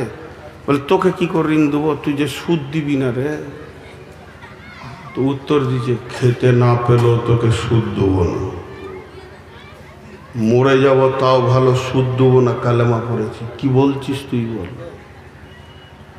এর নাম ঈমান, এর নাম ঈমান। আর কালকে যদি এজেন্ট ঢুকে যাই চিন্তামণি, ফতেপুরে, এইখানে ছাইতনিতে, যত এলাকার লোককে চিনি, বা আমার গ্রামে, খালি ওকে ডেকে চায়ের দোকানে বলছে এত এত টাকা জমা করলে এই মাসে এত, এই মাসে এই হয়ে যাবে, এই 3 মাসের মধ্যে 4 কোটি টাকার মালিক বলেছে, ও কাউকে শুধবে না। লাগেন আমার একটা নাম দিন, কি লাগবে? ছবি লাগবে, আধার কার্ড, এই আধার কার্ডে দিয়ে ঢুকে পড়লো। সাহাবীদেরকে পারেনি, পেটের অভাবেও পারেনি। আজকে আমরা শেষ হয়ে গেছি, আজকে আমরা শেষ হয়ে গেছি। ফুটবল দেখেছেন? ফুটবল, লোকগুলো ফুটবল দেখে নাই গো। জালসা করতে গেলে বলে একটা করে নিয়ে যেতে হবে আর কি। ফুটবল তো বিরাট বড় গ্রাউন্ডে 11টা যুবক নেমেছে। পশ্চিম দিকে 11টা যুবক ফুটবলকে মারতে মারতে পূর্ব দিকে নিয়ে আসছে, আর পূর্ব দিকে 11টা যুবক পশ্চিম দিকে নিয়ে যাচ্ছে। কেউ ওকে গছে না, পটাস ওই দিকে যাচ্ছে, তোর পটাস। আমার মতো একটা মাথা মোটা, হুঁশ বুদ্ধি কম, দাঁড়িয়ে দাঁড়িয়ে দেখছে, কোন দলের রে, বলটা কোন দলের? ওদের গেঞ্জি হলো সাদা, এদের গেঞ্জি লাল। তো কোন দলের ও কেউ যে লাই না রে। দুটো প্লেয়ারের পায়ে এরম করে লেগেছে, আর বলটা হিসাবে আমার পায়ের কাছে পড়েছে। তো অনেকক্ষণ থেকে লাত খেয়েছে, তো আমার কোল যেতে লাগছে আর কি। তো উনি করে কুড়িলে বললাম, ভাই তুই এত লাত খেয়েছিস রে, তুই কোন দলের, আর তোকে লাত খাইছে কেন বলতো? দুটো প্রশ্ন করলাম, তুই কোন দলের, তোকে লাত খাইছে কেন? ফুটবল উত্তরে বলছে, ভাই কোন দলের লয়। তো গরু চুরি করেছিলি না, তা লাত খাইছে কেন? বলছে আমার ভিতর ফাঁকা, ওই লেগে লাত খেয়েছি। কই ইটকে মারুক তো দেখি, একটা পাথরকে মারুক তো দেখি, কত সালা হিরো আছে ওরা, আমি ফাঁকা। তো বর্তমান রাজনৈতিক ময়দানে মুসলিমরা হলো ফুটবল। কথা ঠিক না ভুল বলে? কেন? সিপেম মেরেছে এককালে লাত। আপনারা খেয়াল করেছেন কিনা, যে লোকগুলো সিপেমে মাস্তানি করে হারাম খেয়ে হিরো হয়েছিল, ওরাই আবার তৃণমূলে হিরো, খালি কালার চেঞ্জ করেছে। সারা জীবন ওদেরকে এই করতে হবে, যে লাত খেয়েছে, এই লাত খেয়েছে, ওই লাত খেয়েছে। তা আসলে কি, ওর ভিতরটাই ফাঁকা, ভিতরে হৃদয়ে আল্লাহ থাকবে, রসুল থাকবে। সাহাবীরা ছিল পাথরের মতো অটল, হিলাইতে পারেনি। কিন্তু এরা লাত খেয়েছে, ওই জন্য শেষ হয়ে গেছে। আল্লাহ তাবারাক ওয়া তাআলা বলছেন, এতক্ষণ তো সমস্যার কথা হলো, সমাধানের মাত্র 2টি আয়াত আপনাদের সামনে তুলে ধরছি।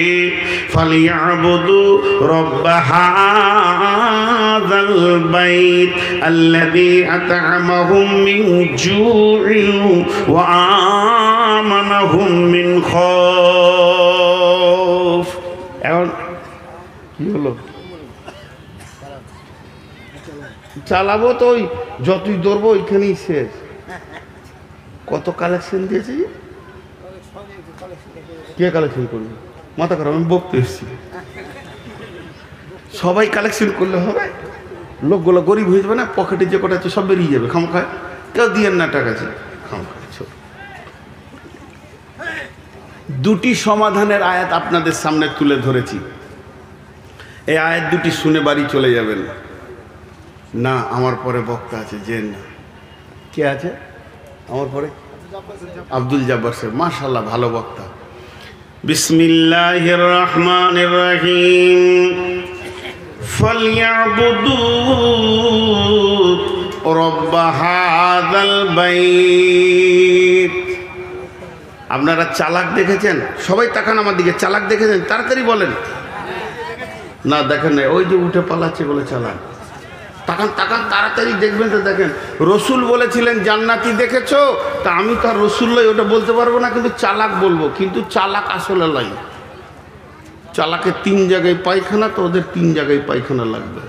এই যে আদায়ের কথা একটু সাউন্ড ওদের কানে পড়েছে, চকেটে পর কাটলে কি হবে বাপ? হয় মাদ্রাসায় দিছিলে, নাই হসপিটালে দেবে। আল্লাহ লিবে। ঘর যেতে যেতে এত জোরে কাশবে, আম গাছে মাথা ঠুকে যাবে, এখানটা 4টা সেলাই হবে, হসপিটালে 3 মাস পড়ে থাকবে, সব পিঁড়ে রস বের করে নিবে আল্লাহ। দেখেছেন? আর আমার সঙ্গে কথা বলে না। আখ পিড়া আখের রস বার করা মেশিন দেখেছেন? কটা চাকা থাকে? 3টে থাকে। 3টে থাকে। যেগুলো রাস্তাঘাটে বের করে বড়গুলো 3টে থাকে। কয়টা? 3টে এক মাপের?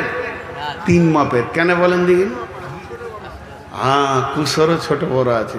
কুসর হচ্ছে কয় মাসের ফসল? 11 মাস। ধান 3 মাস, সব কিছু 1 মাস 2 মাস 3 মাস।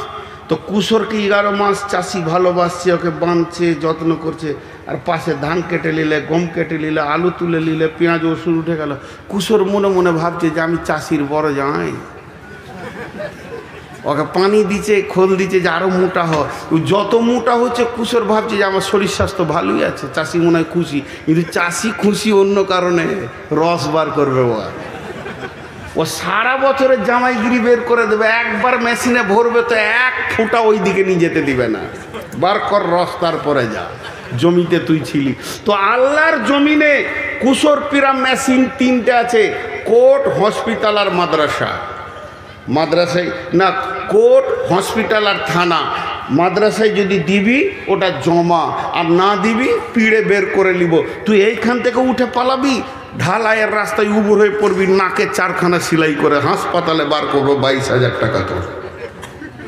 যান, উঠে যান, এবার যান। কে যাবেন? যান। ওই চালাক 3টে গেল, খবর নেবেন কালকে হাসপাতাল আছে ওরা। যান। হ্যাঁ, মুসাকে আল্লাহ কাবু করেছে। দিবি তা দে, আর না হয় মেশিনে বার কর। একজনা নিয়ে যেতে পারেনি টাকা, আর নিয়ে যেতে পারবে না। চ্যালেঞ্জ।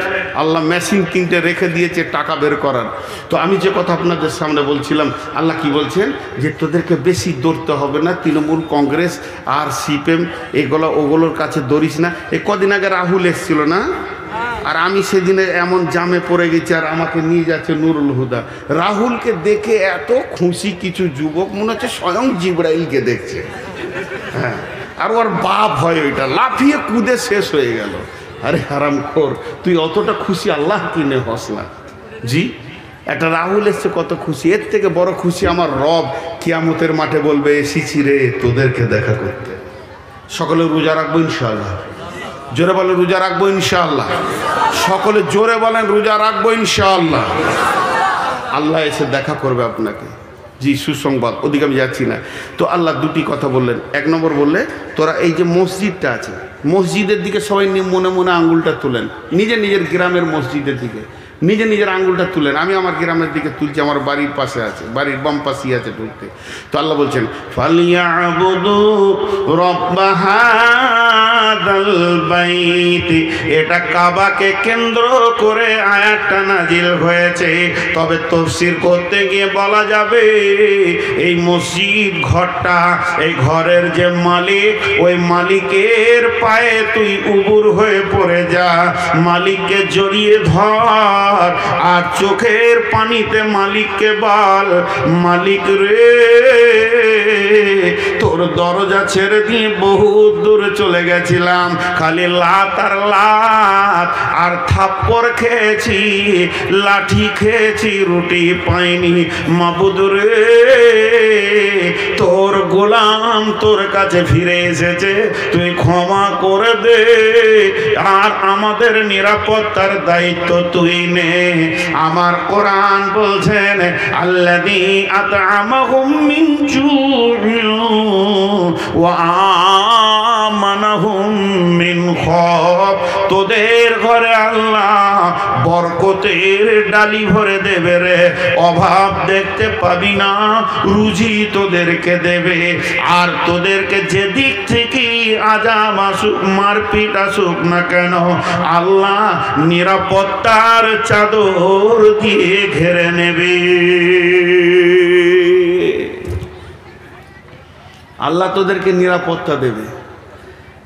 একটি কথা যিনি মুসলমান তিনি মুখ দিয়ে বলবেন, যিনি অন্য কোনো জাতি যদি থাকেন তা আপনি বলিয়েন না কোরআনে একটা শব্দ ভুল আছে। তাহলে এটা কোরআন থেকে বললাম। আল্লাহ বলছে ঢুকে যা, আমার অফিসে ঢুকে যা, পঞ্চায়েত যেতে হবে না, ব্লক যেতে হবে না, দরখাস্ত দিতে হবে না, ডেপুটেশন দিতে হবে না, তোরা ঢুকে যা। হাজি ভাই একটা মসজিদ নিয়েছে, ভারতবর্ষে কয়েক লক্ষ মসজিদ আছে, কই মুসলমানরা রাগ করে সেই দিন থেকে সবাই মসজিদ ঢুকে গেল না? তো তাহলে ওদের মাথা টনক উড়ে যেত, কি করেছি রে বাবা, কি করেছি। আমি তো বলছি সব জায়গায় ওই জাতিদের জানে শান্তি নাই, শান্তি না থাকার কারণে ওরা নিজেদের দেবদেবীকেও শান্তি দিতে পারছে না। শেষকালে রাম এসে মুসলমানদের মসজিদে জায়গা নিলেন, আবার জানটা এতদিনে ঠান্ডা হলো। যতগুলো ঠাকুর আছে সব ঢুকবে মসজিদে, যাবে কোথা, কদিন পরে মুদিও ঢুকবে, দাঁড়ান কালেমা পড়বে, এই কেবল দাড়ি ছেড়েছে। জি অমিত শাহ শান্তি পাবে না মসজিদ ছাড়া। আল্লাহ ওদেরকে হেদায়েত দেখ, না হয় ধ্বংস করে দেখ, আমিন আল্লাহুম্মা আমিন।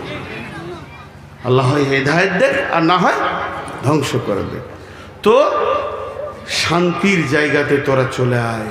আল্লাহ নিজেই ডাকছে, হাইয়া আলাস সালাম হাইয়া আলাল ফালাহ। বাংলায় বলি আয় তোরা সলাতের দিকে আয়, নামাজের জন্য আয়। আজানটা যদি বাংলা হয় তো এরকম হবে, আয় আয় তোরা নামাজের দিকে আয়। আর ফালাহ যখন বলবে এরকম হবে, আয় তোরা নিরাপত্তা শান্তির মুক্তির দিকে আয়। এখানে এত নিরাপত্তা আছে, শান্তি আছে, মুক্তি আছে, নিবি তো তোরা আয়।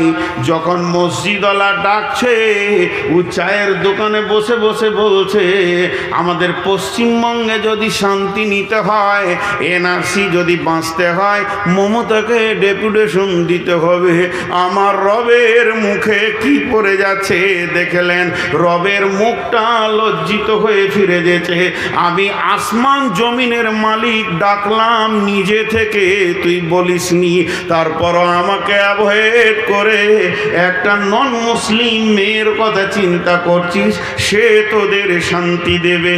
আল্লাহ বলছে শান্তি পাবি না, আমি আগুনে পেট্রোল দিব রে, শান্তির মালিক আমি আল্লাহ। এর দিকে আল্লাহ আল্লাহ তাবারাক ওয়া তাআলা বলছেন, ইয়া আইয়ুহাল্লাযীনা আমানু, হে ঈমানদারেরা, হাল আদুল্লুকুম আলা তিজারাতিন তুনজিকুম মিন আযাবিন আলীম, তোদেরকে কি এমন একটা ব্যবসা শিখিয়ে দেব না যে ব্যবসাটা করলে তোরা আযাবে আলীম থেকে বেঁচে যাবে? সেটা হলো কি? তুমিনুনা বিল্লাহ। এই আযাবে আলীমটা দুনিয়ার আযাব। আযাবে আলীম বলতে মরার পর জাহান্নামের আযাব, কবরে আযাব, পুলসিরাতের আযাব। তার মানে দুনিয়াতেও হিরো, আখিরাতেও হিরো হয়ে যাবে। তোদেরকে সব সময় সালাম দেওয়া হবে, অসম্মান করা হবে না। সেটা কি? প্রথম হচ্ছে তুমিনুনা বিল্লাহি, আল্লাহর উপরে কামিল ঈমান আন, আল্লাহকে জড়িয়ে ধর, আল্লাহকে আপন বানাও, আল্লাহর ব্যাপারে আকীদা ঠিক কর, আল্লাহ যা যা বলেছে তা তা কর, আল্লাহ যা ছাড়তে বলেছে তা ছাড়, আল্লাহ যা ধরতে বলেছে তা ধর। ওয়া রাসূলিহি, এবং রসুলের চেহারাটা তুই নিয়ে আয়, রসুলের সুন্নত ছাড়িস না। স্বয়ং নবীজি বেঁচে আছেন, স্বয়ং নবীজি বেঁচে আছেন, স্বয়ং নবীজি বেঁচে আছেন। সাহাবীরা জিহাদের ময়দানে গিয়ে 3 দিন মহড়া চলছে, কিন্তু বিজয়ী আনতে পারছে না। তারা আপসে আলোচনা করলো যে আমাদের কি ত্রুটি রয়েছে, ইঞ্জিনের সবই রয়েছে কিন্তু চালু হচ্ছে না কেন? দেখা গেছে শুধুমাত্র নজলে হাওয়া ঢুকে গেছে, ক্ষুদ্রতম একটা ত্রুটির কারণে বিরাট বড় জিসিবি যে সমস্ত মাটিকে কেটে দেবে সেই স্টার্ট হচ্ছে না। এক কিল মানে নজলে হাওয়া ঢুকে গেছে, সেই এত বড় কাজ করছে। সাহাবীরা আপসে মাশওয়ারায় বসে গেলেন যে আমাদের কি ত্রুটির কারণে আমাদের মতো জিসিবি আটকিয়ে দিয়েছে বেঈমানদের কাছে। তারা দেখলো 3 দিন আমাদের মেসওয়াক করা হয়নি, দাঁতন করা হয়নি। এটা ফরজ নয়, এটা ওয়াজিব নয়, এটা সুন্নতে রাসূল। একটা সুন্নত না থাকার কারণে আমরা এত দুর্বল হয়ে গেছি, বেঈমান মূর্তি পূজকের কাছে আমরা আগাতে পারছি না। অতএব তারা বলল আগামী সকালেই উঠে প্রথমে ডাল ভেঙে দাঁতন করো। সমস্ত সাহাবীরা একসঙ্গে রসুলের সুন্নতকে জীবিত করার জন্যে যে গাছের ডাল ভেঙে দাঁতন করতে শুরু করেছে, এদের দাঁতন কড়া দেখে বেঈমানেরা ময়দান ছেড়ে পালিয়ে গেছে। আজকে এত রেগে গেছে রে, কাউকে বাঁচিয়ে রাখবে না। তাহলে একটা সুন্নতের যদি এত মজবুত ক্ষমতা হয়, বুলেটের মতো ক্ষমতা হয়, ও নবী মুহাম্মদের উম্মত, তুমি দাড়িকে চেঁচে ফেলে দিয়েছো, জিহাদের ময়দানে নেমে তোমার কোনো লাভ হবে না। প্রিপারেশন নিতে গেলে যেমন যেমন কাজ তেমনি তেমনি কাজ সাথে নিতে হয়। জিহাদের প্রথম শব্দ হচ্ছে তুমিনুনা বিল্লাহ, আল্লাহকে সঙ্গে লাগবে, ওয়া রাসূলিহি, পূর্ণাঙ্গ রসুলের সুন্নতকে জড়িয়ে ধরতে হবে, ওয়া জিহাদিন ফি সাবিলিহি, এরপরে তুমি জিহাদের দিকে পা বাড়াবে। তুমি যদি একা হও রোম সম্রাটকে গ্রহণ করবে, তুমি যদি 2 জন হও ভারতবর্ষ তুমি দখল করবে, পাশে মায়ানমার, বাংলাদেশ, চীন, জাপান, আপনার কিনা ভুটান, নেপাল কেউ বাদ যাবে না, সব তোমার মুষ্টির ভিতরে চলে আসবে। এত পাওয়ার বাড়বে যদি সুন্নতকে আল্লাহকে সাথে রাখতে পারো। এরপরে তুমি যেদিকে পা বাড়াবে ওই দিক মহাসমুদ্র তোলপাড় করছিল, সেও পর্যন্ত হাই রোডে পরিণত হয়ে যাবে।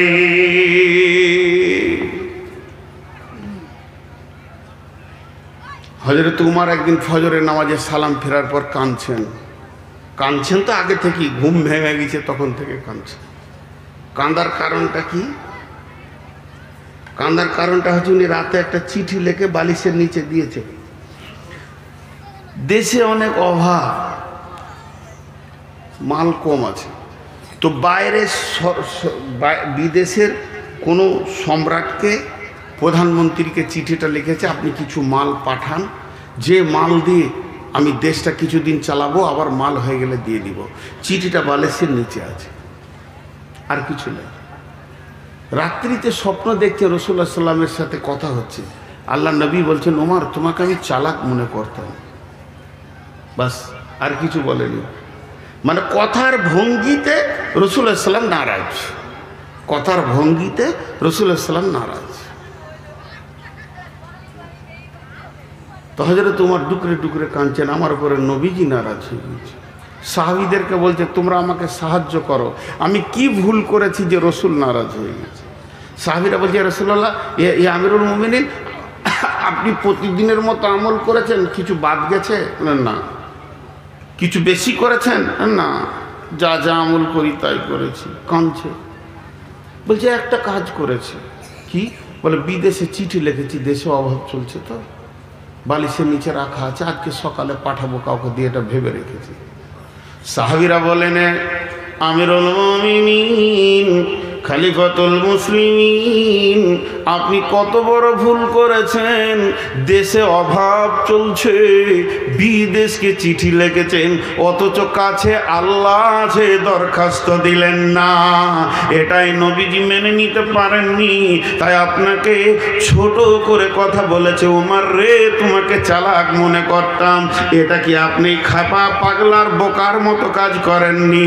হযরত ওমর চোখের পানিতে চিঠিটা ছিঁড়ে ফেলে দিলেন, ফেলে দিয়ে বললে, চলো আমরা ইস্তেসকার নামাজ পড়ব, আল্লাহ পানি দেবেন এবং আমাদের ফলে ফসলে ভরে যাবে। হযরত ওমর ইস্তেসকার ইমামতি করলেন, মুষলধারা বৃষ্টি হলো, মদিনা ফলে ফসলে ভরে গেল। কাকে ডাকতে হয় এটা আমরা জানি না, আমাদের ত্রুটি শেষ নেই। জি ভাই, আমরা সব সময় যেন একটা ভুলের ময়দানে দৌড়ে বেড়াচ্ছি, ভুলের ময়দানে দৌড়ে বেড়াচ্ছি। সবটাই শেষ করে ফেলেছি আমরা।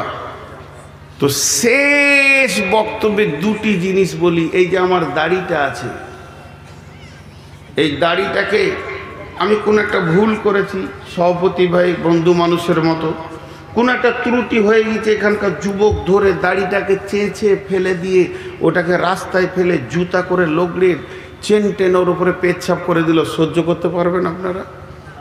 বলেন পারবেন? তাই যদি না পারেন, যারা দাড়ি চেঁচেছেন বলেন ওই দাড়িটা কোথা আছে?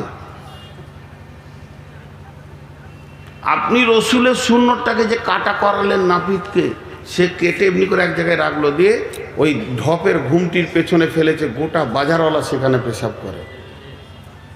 আল্লাহর মার কি সাদে আসছে? এবার বলেন, রসুলের জানি দুশ্মন হচ্ছে ইহুদি, ইহুদির মতো দুশ্মন অন্য কেউ নয়। সেই ইহুদিদেরকে আমরা ভালোবেসেছি কেন? একবার মাথার চুল চারিদিকে ছোট, মাঝের মাঝে বড়, এটা ইহুদিদের কাছ থেকে এসেছে। আজ মুসলমান ইহুদিকে গ্রহণ করেছে।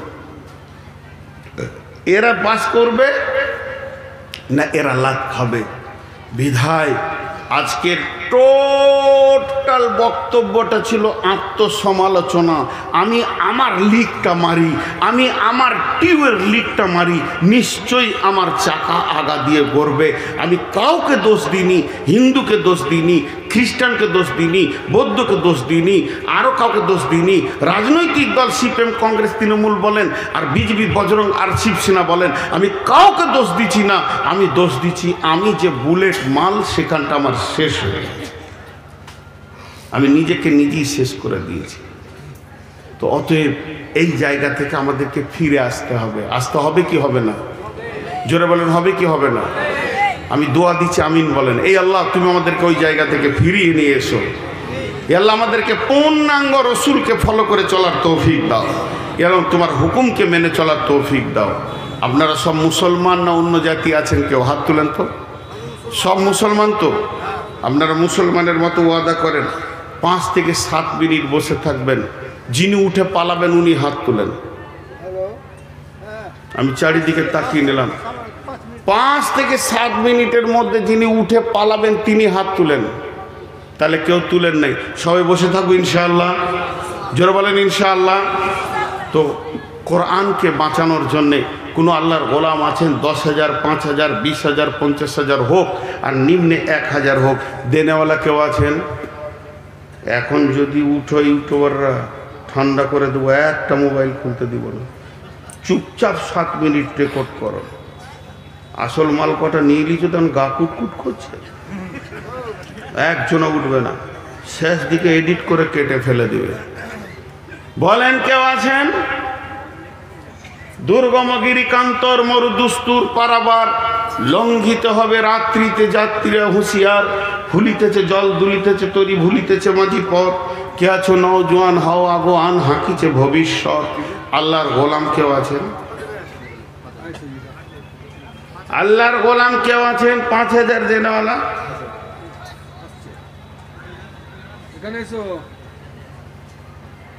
একজন ওখানে টাকা দিবেন না, বকিছি আমি, আমাকে দিবেন।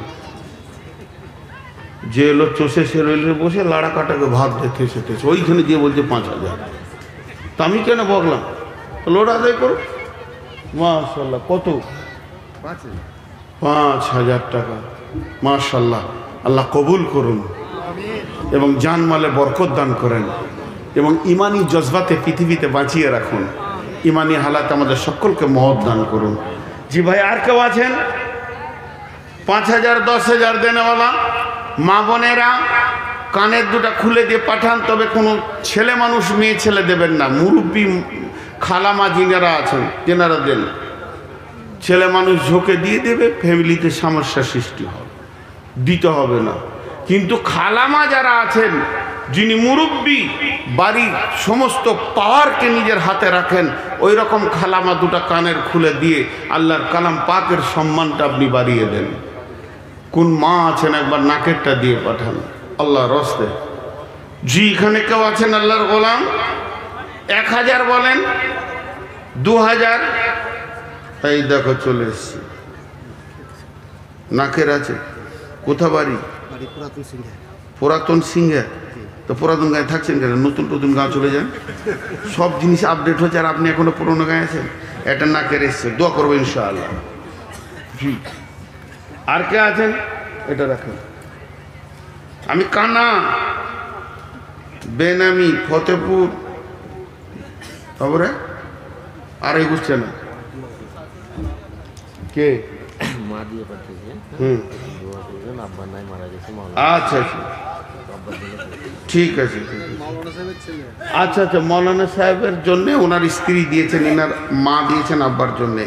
বেনামি ফতেপুর, শ্বশুর শাশুড়ি বাবা মা স্বামী নামে মৃত একটা সোনার চেন। কই চেনটা? কই চেনটা? ওখানে থাকবে কেন? কেন ওখানে থাকবো চেন?